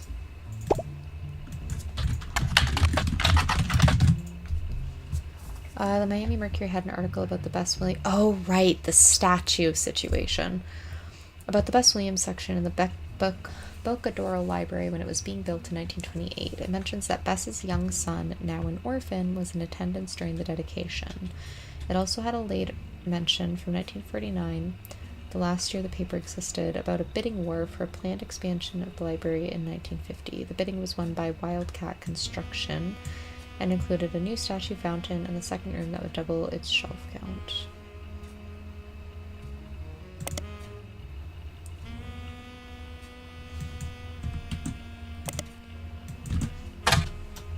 It was mentioned once in an article you've already seen. Under the headline Constructing a Better World, Frank Wildcat Williams left Florida in 1941, a construction worker, and returned a hero. He won the Navy Cross for his bravery and sacrifice, having carried a fellow soldier to safety under heavy Nazi fire. Now he and his wife Ophelia are carrying his fellow soldiers through tough times at home. Wildcat Construction is Frank's company, focused on creating opportunities for soldiers finding difficulty getting back to normal. Ophelia has handled outreach to the wives of local veterans, who are often able to provide insight into their husband's needs and conditions. She has, through such outreach, found 13 veterans of the war to serve as Frank's employees. The community support has been unendingly and overwhelmingly positive. It has gotten to the point where if Frank bids on a project, other local companies have decided to step back and let his soldiers handle it. This has become a bit of a sore spot for local politicians and business owners, as the bids are often not as low as they expected. The problem for them is that essentially, Frank has a selective monopoly, but any attempt to circumvent it has caused an uproar and accusations of being un-American. It's uncertain what will become of Wildcat Construction, but at least for now we're rooting for them. How does this help us?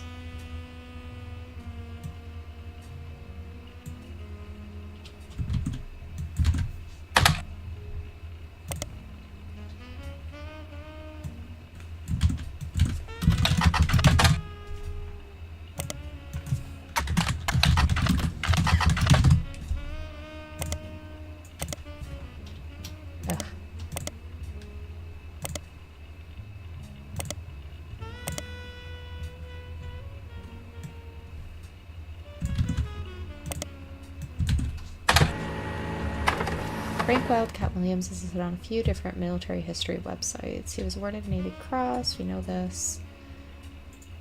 He died in 1996, age 74, in a retirement community in Sweetwater, Florida. An obituary on the website of a local news channel that was written by his surviving family also sheds light on some of his personal life. He grew up an orphan because his family died in a hurricane when he was very young. He could barely remember his mother and had no memory of his father. Aha.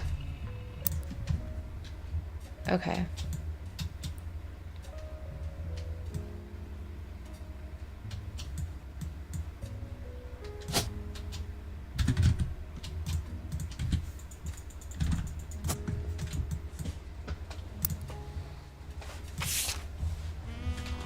And there's the statue in the background. I'm thinking...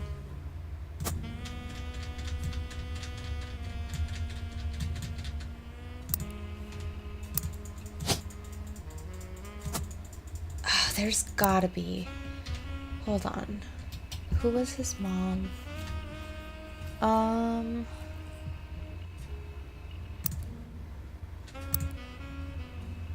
I think you were right about Bess. About Bess being short for Elizabeth. But not, and everything else was a red herring. About, the secretary and everything else. She was an author?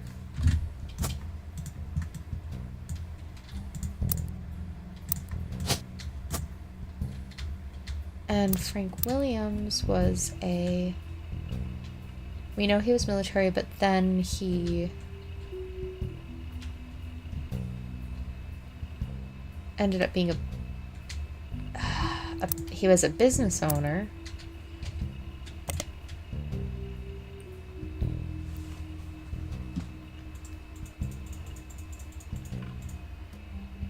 But would he be considered like in construction? Okay, let's find out.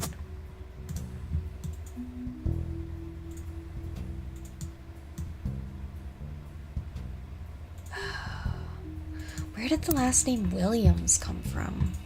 If not...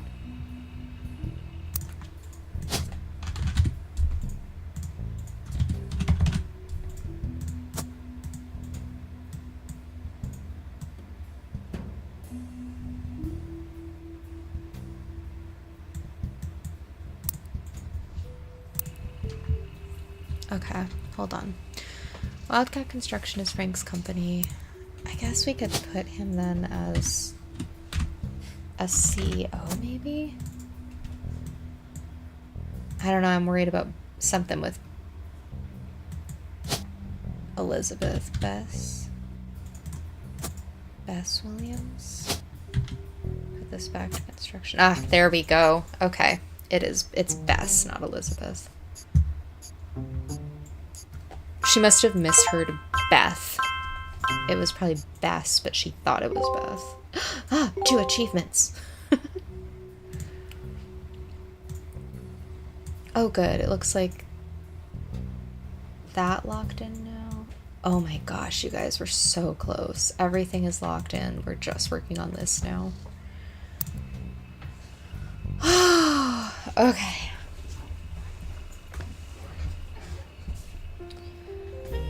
Let's go back to Spider Search. He is survived by Ophelia as well as his daughters Barb and Sharon Williams. Why is one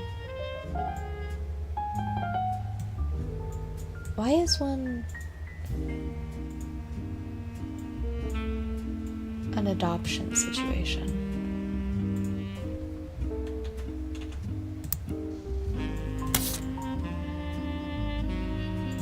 What's the deal with that?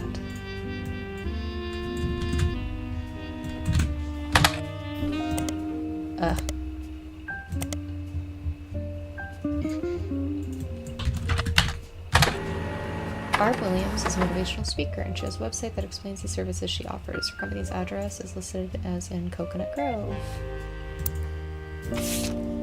Okay, overcoming adversity with Barb Williams. Her story will surprise you, uplift you, then energize you. A lesson that anyone can take something away from. A career as a motivational speaker. Which one is she?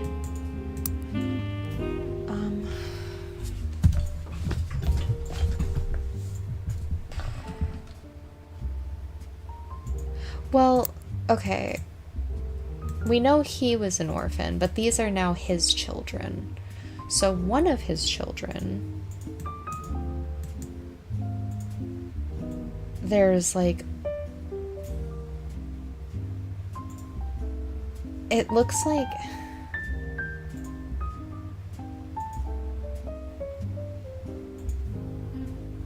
Ophelia. I don't know. Can I learn more about this woman?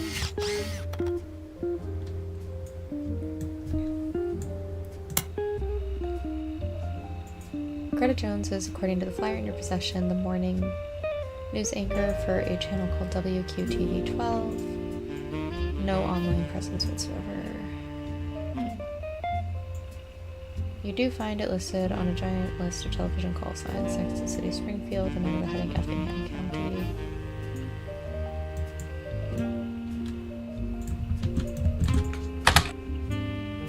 Ugh.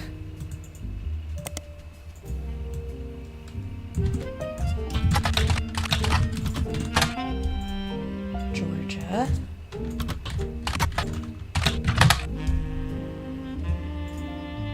The list seems to only feature broadcasts with female news anchors. The person who runs the website has ranked each using 3 categories.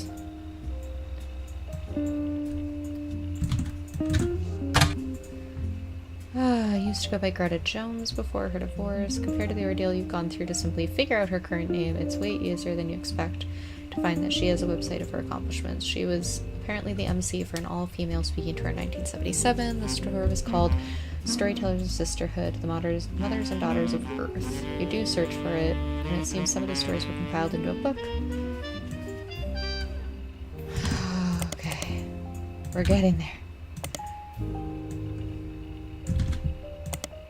I can't tell if I like or if I'm offended by the fact that they're acknowledging how mean they're being with some of these searches.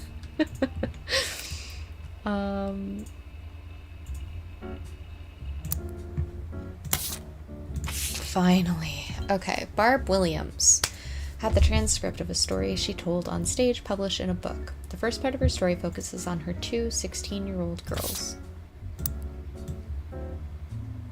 Okay, this is her. What's her last name? Williams? Williams.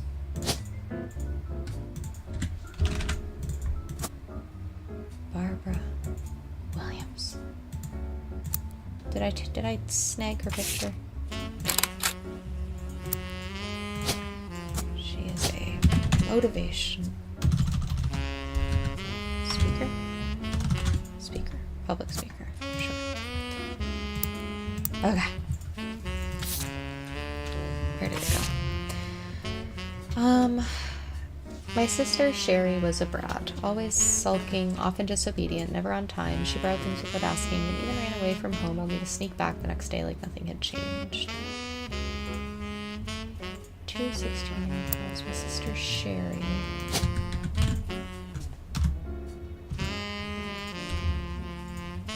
Maybe short for Sharon?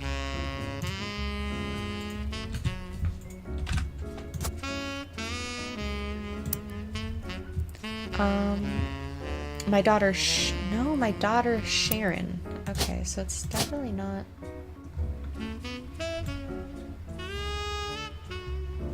Sherry? What would Sherry be short for, guys? Sherry.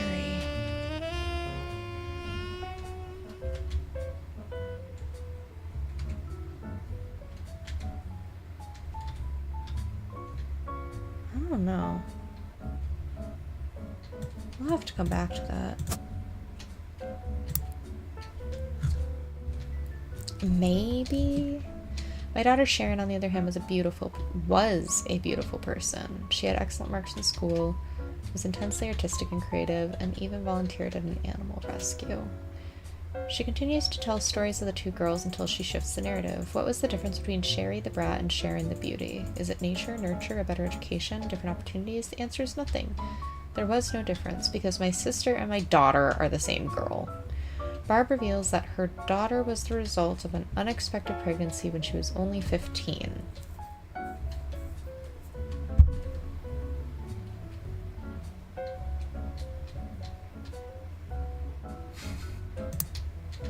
Never mind.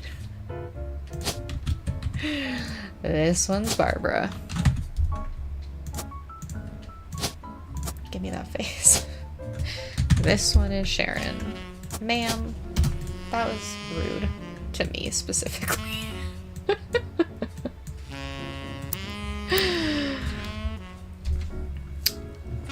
Okay, there we go.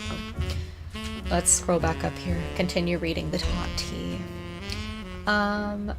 Barb reveals that her daughter was the result of an unexpected pregnancy when she was only 15. I met a boy at a county fair. Unlike us, he lived in a nice part of town. He went to the good school. To a teenage girl, it felt like a fairy tale.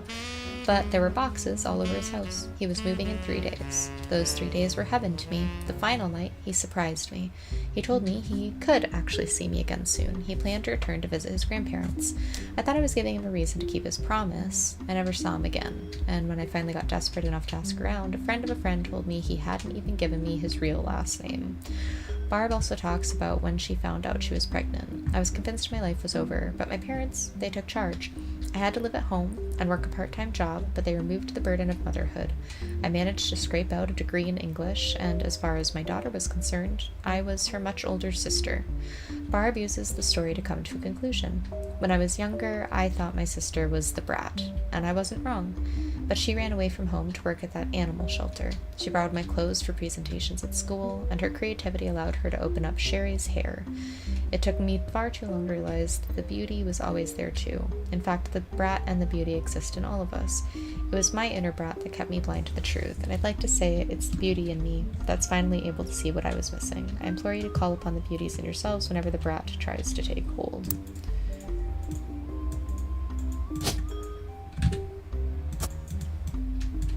Okay, cool. Very good. We're making progress now. There's a Sherry's here in Orlando. The owner of the business is listed as, wow, Sherry Yastremski.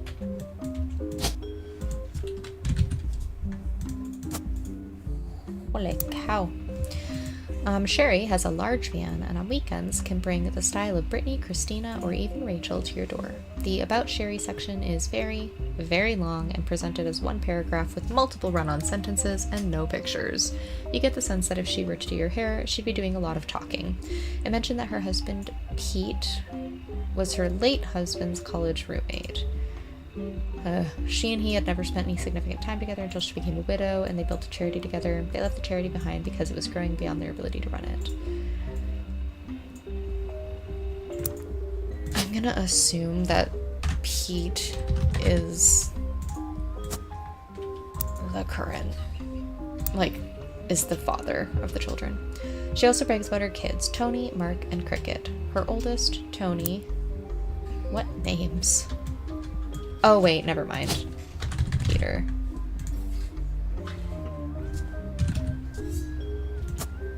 Okay, these ones are gonna go back to being unknown. I don't know if she will figure out if the last name is...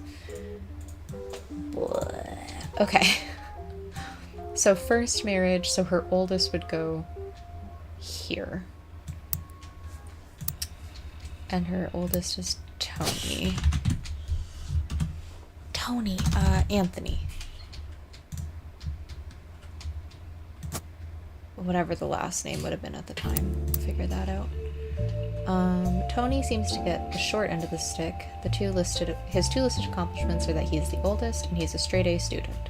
Mark, on the other hand, has multiple baseball accomplishments listed. Student.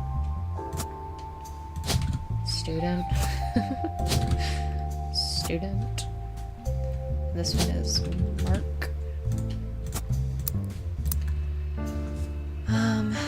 He's a straight A student. Mark, on the other hand, has multiple baseball accomplishments listed. Apparently his little league team is nationally recognized. Cricket York. Okay, so this one is York.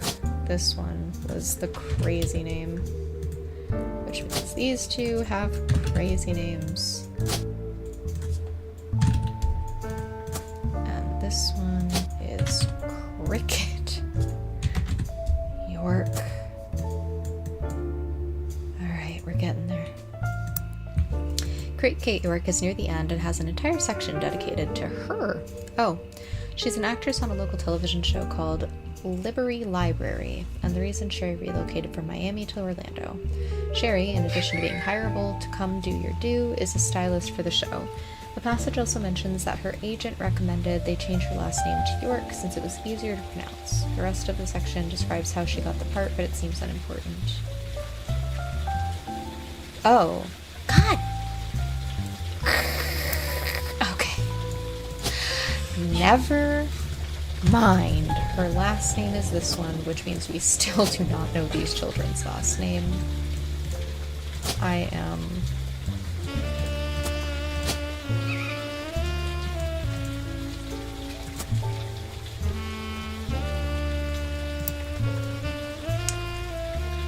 displeased. Okay, let's try this first. That seems the easiest to find. Liberty Library is a children's show filmed at a studio in Orlando, Florida. It has been on the air since 1991. In the show, multiple adults and children interact with different animal puppets in a small town called Liberty. Unlike some other popular shows involving non-human performers, this one isn't funded by the public. And she's an actress, but she ain't got no need. Actor. And we got her picture, I'm assuming. Oh my. Look at those glasses. And the puppet Pooftail from 1997. The theme of the episode tackled why some people need glasses. Alright, here we go. Instead, it was paid for by donations from businesses related to education. This includes textbook manufacturers like Corithmetic, tutoring companies such as EDU C82U, and a few well-known publishers of picture books. From what you can find, it's syndicated in a few markets across the southern... Is any of this relevant? Do we need to know this information? You click through the sites in the ring and find that Cricket York joined the cast in 1997 at the age of 5 and is still listed as a current cast member. A picture of Cricket from one of the first episodes has been added here. We'll find out, I guess. But first, I want to see... what are their last names? Is it the crazy long last name?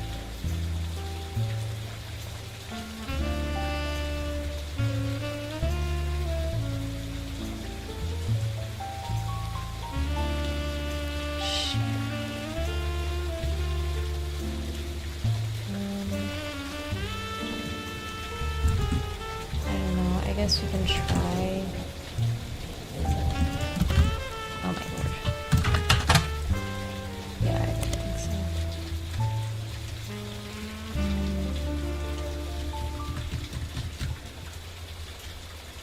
His Little League team is nationally recognized.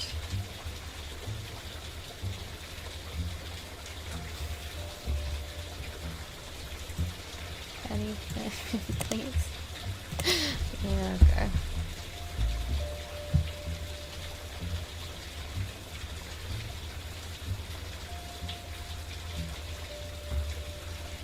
I'm so confused about the last name situation.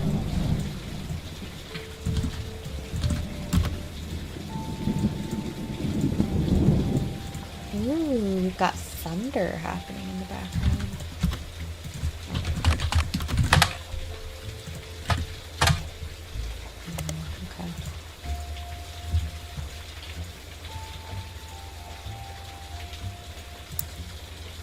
Oh right, this is also supposed to be the crazy last name. How is there no pictures of this woman?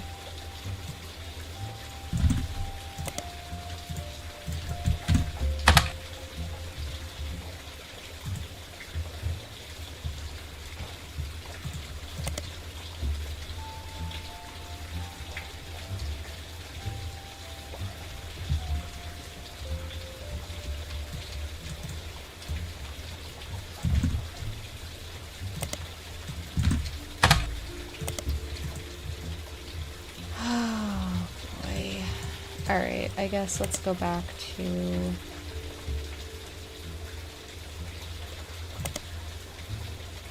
No, that wasn't it. God, what was it? Liberty Library. Oh, tutoring service. this. They have a deal with Liberty Library and feature some of the actors from the show and pictures on their website. According to the site, they actually provide tutoring for all of the actors and actresses on the show to accommodate their shooting schedules. Included is Cricket York, who is seen in a photo labeled Cricket, and her brothers, ready to learn from one of our talented tutors. You don't find much else about EDU C82U, except that there seems to be a small subsection of Liberty Library fans who were deeply unsettled by the company's logo, which would appear after the credits on each episode. One writes, I was terrified of the little girl in the EDU C82U logo. She looked like some kind of demon doll, and I'd race to the TV every day to switch the dial before her creepy laugh came on.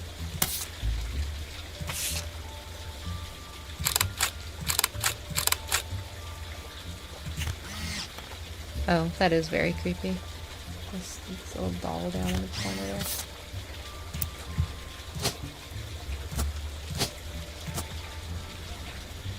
Well, they have their names now at least. Ugh. And then this was the other thing. It's a math textbook publishing company. The news program announced that between the two books there were only 16 total changes. The most notable was that the cover was changed from a picture of a water droplet creating concentric rings on a lake to a close-up of a feather. The other 15 were all instances of I feel like I have memories of that textbook, that math textbook cover from when I was a child. In the teen magazine, I don't know, she's like 5. Maybe 7 now, for a children's show. I could try it. The other 15 were all instances of changing 4th to 5th. This even though, okay, yeah, none of that is relevant to me.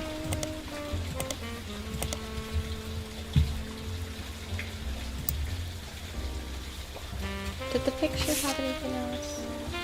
No, okay. Perfect student. And of course, zooming in helps nothing. I was hoping maybe their last names would be shown on the...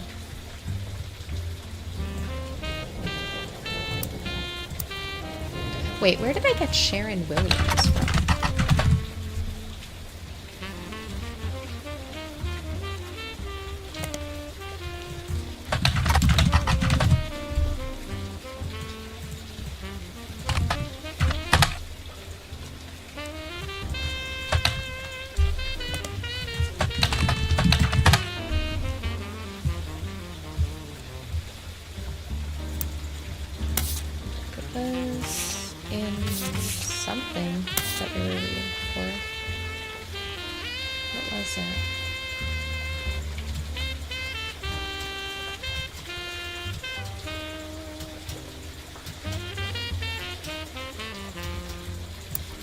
Oh, right, that's her, right.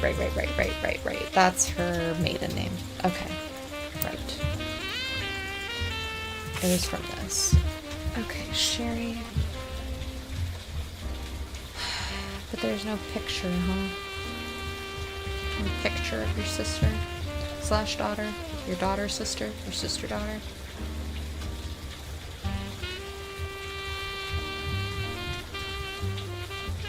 Sherry's here.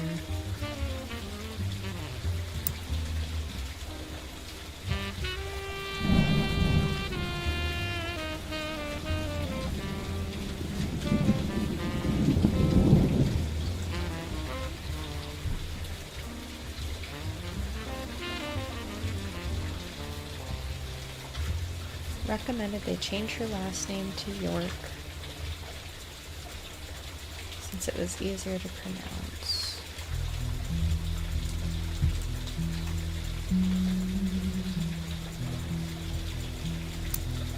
Maybe York was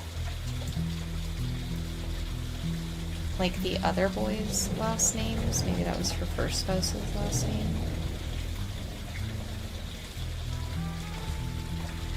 Some Alabama stuff right there. Duck, I'm calling upon you. I want to finish this tonight.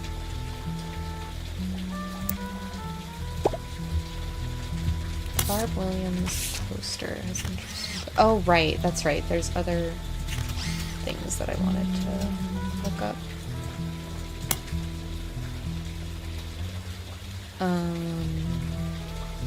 Instead, a man named Chris Elmsworth selected a small-town newspaper as a conceptual art piece. The Kikiwa Falls Gazette is a series of online articles about small restaurants, shows, and other tourist attractions. Small town America. It's a bit strange is that amongst the articles detailing real locations are occasional stories that present outlandish, inflammatory concepts in extremely mundane ways. For example, on the homepage right now is an article entitled Mermaids Strike Back Against Lobster Farms that, using very dry language, details the idea that the mermaids in Maine have begun to unionize in support of better benefits. There are no punchlines, and the articles are not marked any differently from the rest. Okay. I guess I can look up this guy.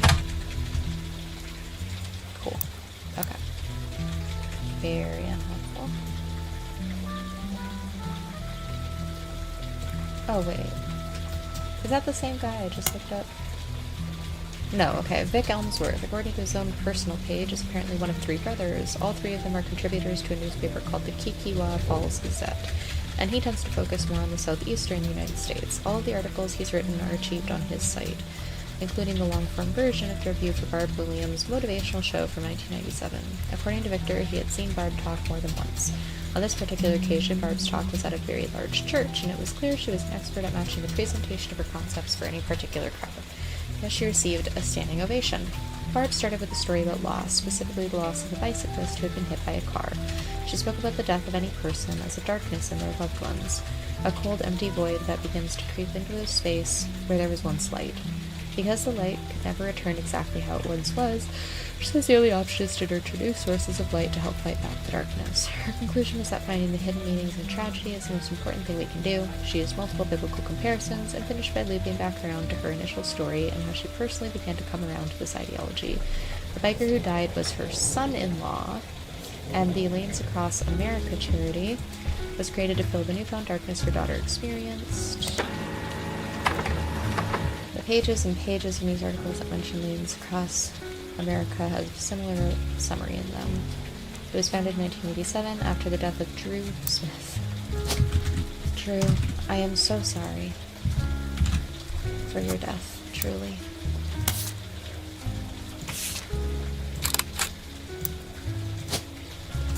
There's him. Okay. Drew was biking home from work when he was hit by a car. Every year since, Lanes Across America has grown, and they now have offices in over 12 major metropolitan areas, including Miami, where the charity began. Very good. Very good.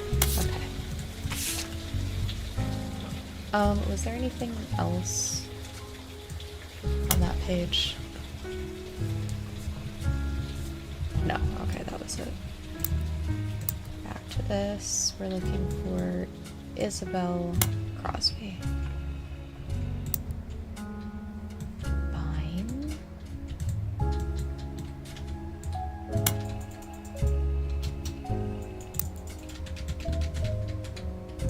Benton County.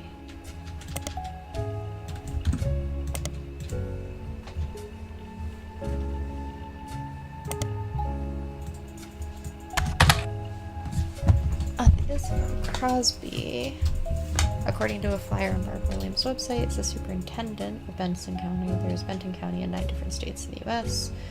There hasn't been a Benton County in Florida since 1850. Georgia?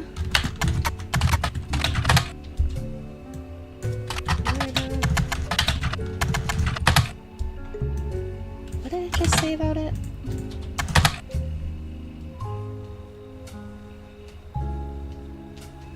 Ugh.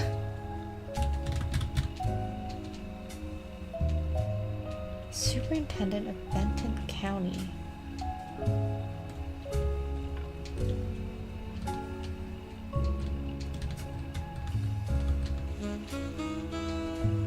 Well, which 9 states? I'll go state by state, for goodness sake. Oh, right. Their last names should be Smith.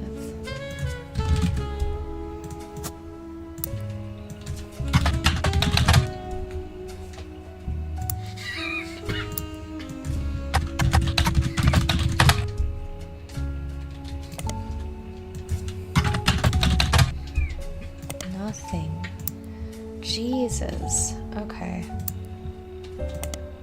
Ugh.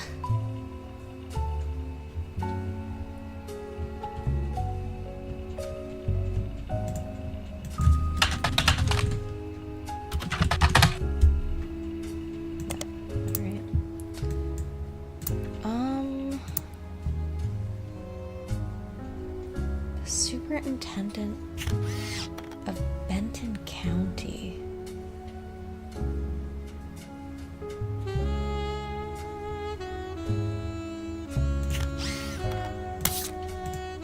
Please, Ducky.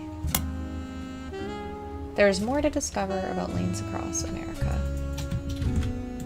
I don't believe you.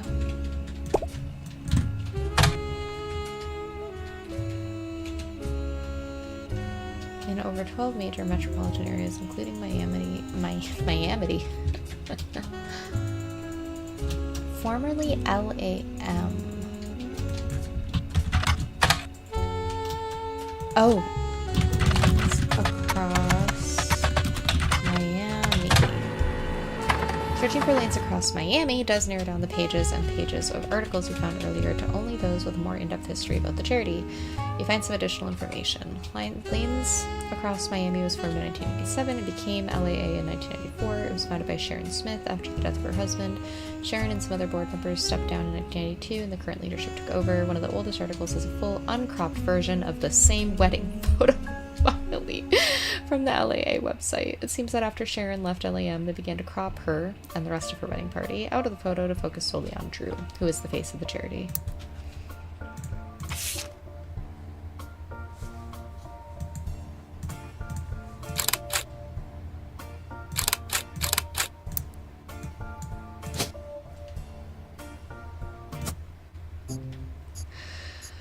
Oh my gosh.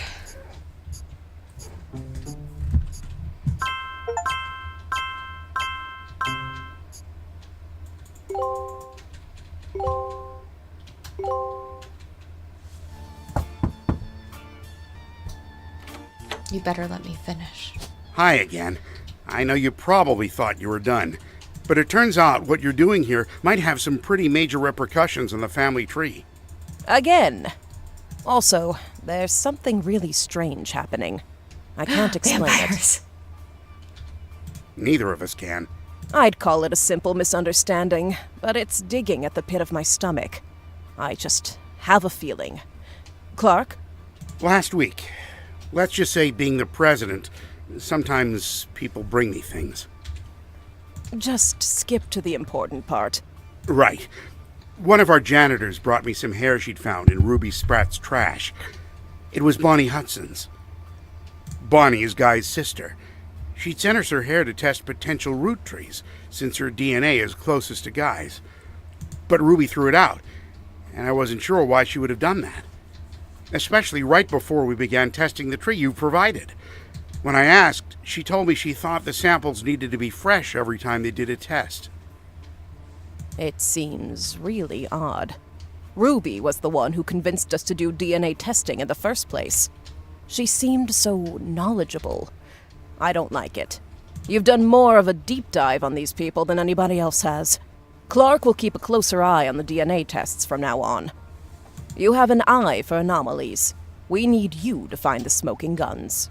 If there's anyone you're 100% positive can't be a Roottree, or any you've got definitive evidence are Roottrees, then we might be able to catch Ruby in a lie.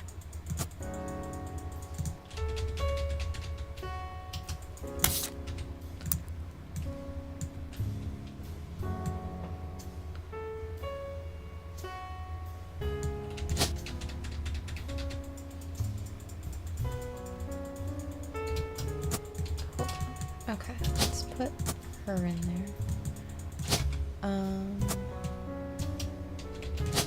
This I feel pretty safe assuming is Barbara from the wedding picture.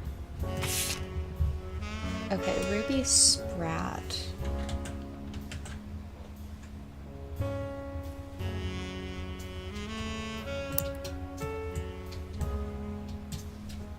Okay. I feel very confident that he is not a root tree, and that he is a root tree. Well, I guess I can't say I have, like, definitive proof. But, like, I feel pretty confident. Oh no, what is this one now? Oh god, no, Guy, I thought we were done. Okay, well, we know that he's a blood relative.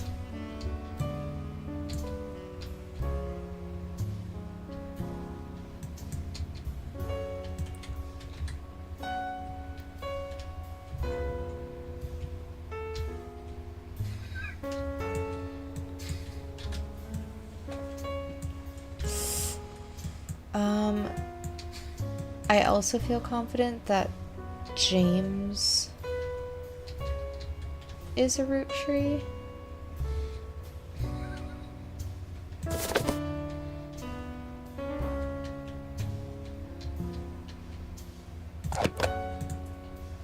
But Robert is not.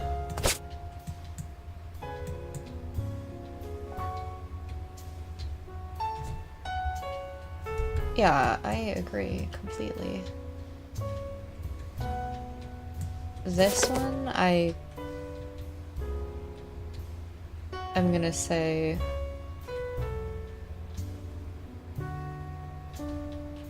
might be, but we don't have any, like, solid evidence of it.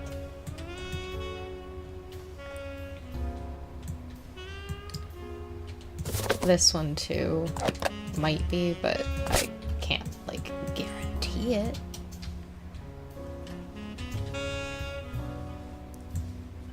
Susan, I feel confident that these two are. I do just want to double check. You could verify which people in the data boxes are almost certainly legitimate root trees, very unlikely to be legitimate root trees, and which of them are too ambiguous to make a decision one way or another.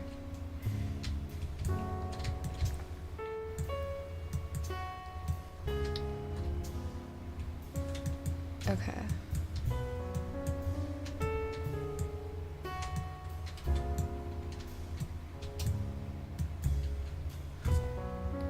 Say everyone's a root tree and they all get the money. For this one, I feel like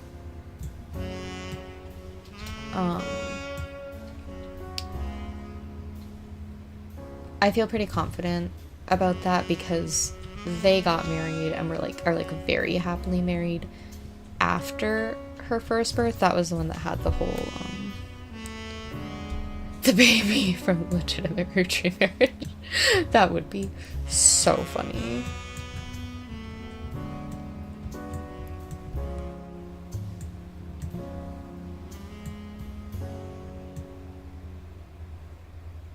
And then over here, I'm gonna say might be, but it's impossible. Like, I can't prove it. There's just not enough information to for sure say. Okay. And I thought we got more. Hold on. Additionally, with the suspicion on Ruby Spratt, it's possible that some of her behaviors in the past have also been cast into doubt. And who was Ruby Spratt? Oh, Ruby Spratt, the company's lawyer.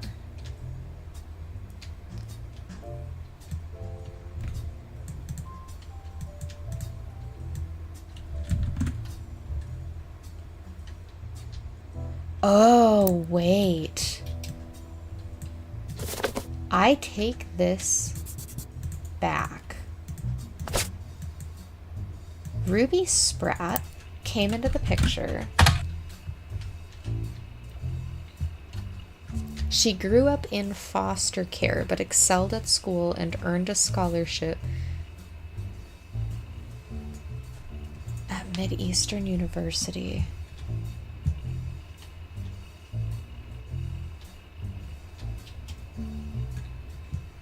And she's from Portland.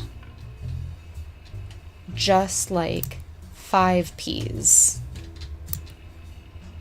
grew up in the foster care system just like him.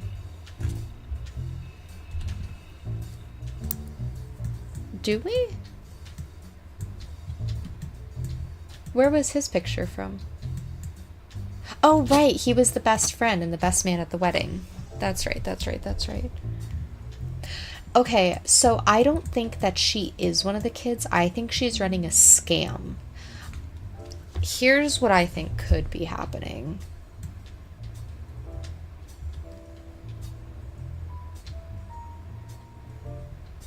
If these two either knew each other from the foster care system, or they are actually siblings, and she's a lawyer, it's totally possible that that it's like a scam that the two of them are running to try and get him confirmed as part of the family.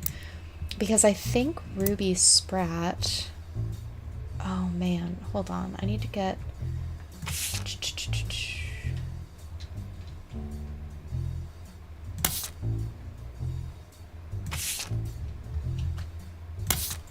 Was it Ruby who facilitated the DNA testing? No, he was in foster care for a little while.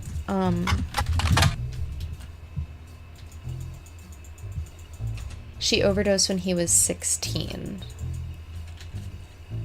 And he went into the foster care system for a couple of years. I know it's mentioned somewhere. Hold on. Let me pull it up here.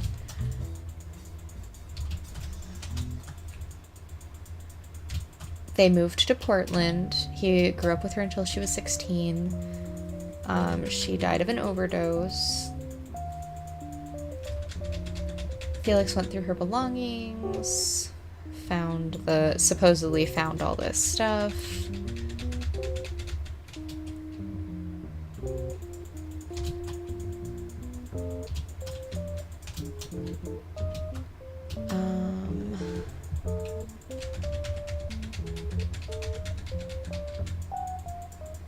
Yeah, see, it also confirms that she died of a drug overdose and that Felix went into foster care soon after.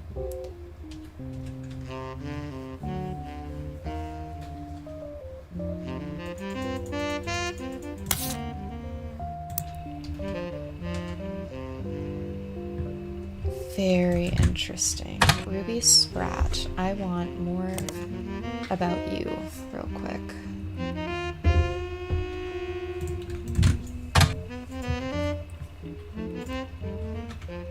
She had, and that was also really interesting. I thought it was weird. She had a very heavy focus on wealth inequality.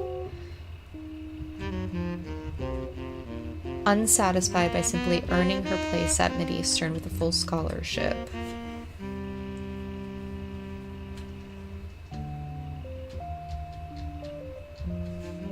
Oh. Maybe. Portland Telegraph? Yeah, Ruby Spratt was featured in the Portland Telegraph. That was smart. That was a good point. Was when she was in high school in an article called Local Teen Making Change for Foster Care System. According to the article, Ruby Spratt grew up in the foster care system, who was apparently the valedictorian of her school and was a Girl Scout who at the time of the article was earning her gold award. This required a project to help the community, and Ruby chose to raise money to build a fountain she called Foster Fountain. The fountain has a few small pedestals that stick up high above the water. People are expected to toss coins into the fountain for good luck and will be encouraged to aim for the top of the pedestals. All the coins scraped from the bottom are slated to be donated to Portland's foster care system. A coalition of local businesses that sponsored the fountain have committed to matching any of the donations that successfully land on the targets.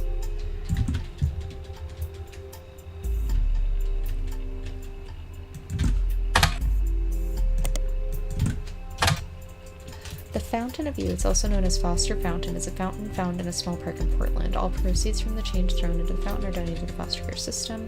A website for Portland's Parks and Recreation mentions under a trivia section that the Fountain of Youth was originally conceived by Ruby Spratt, an alumni of the foster care system. As more businesses signed on as sponsors, it grew in scope even beyond Spratt's original hopes. The fountain is unique because it has special targets that visitors can aim their coins towards. Yeah, we know that.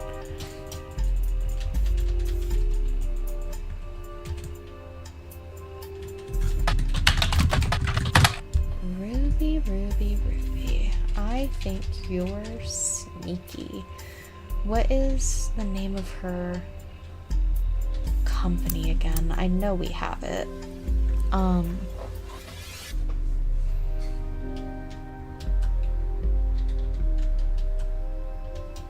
Gosh, what would it be under?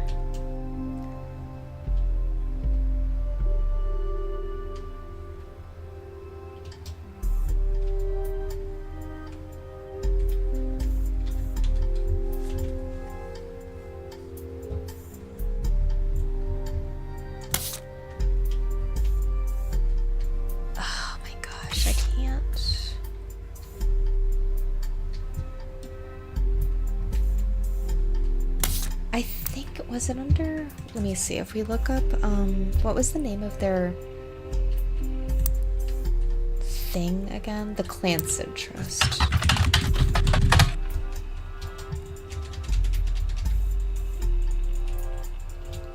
And yeah, Ruby Legal Enterprises. You can't find much from about the company from before this year.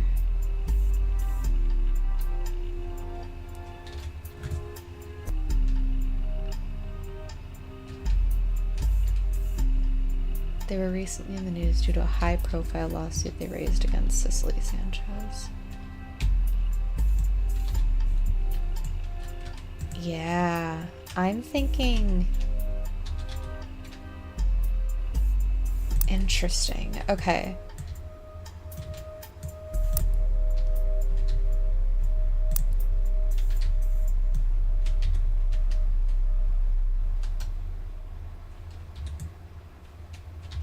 Unless it's possible that she is another.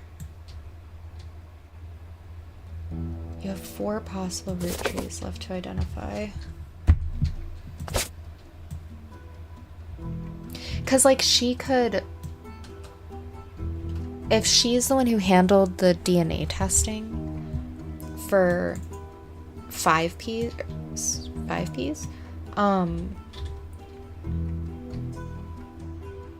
she could have swapped it out.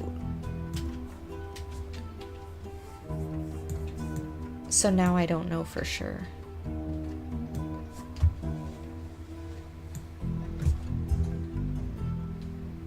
Yeah.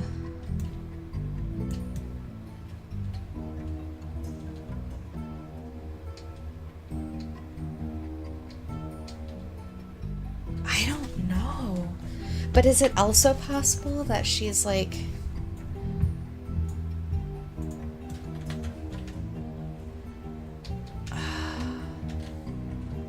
I don't know why she would. Does it have to be? I'm so bummed. I really thought we were going to be able to finish this tonight, for sure. Okay. All right. We'll finish it tomorrow.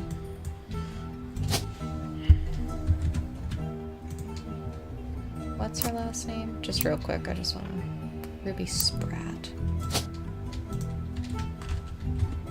Is that actually her last name, though? Big questions. Okay. Alright.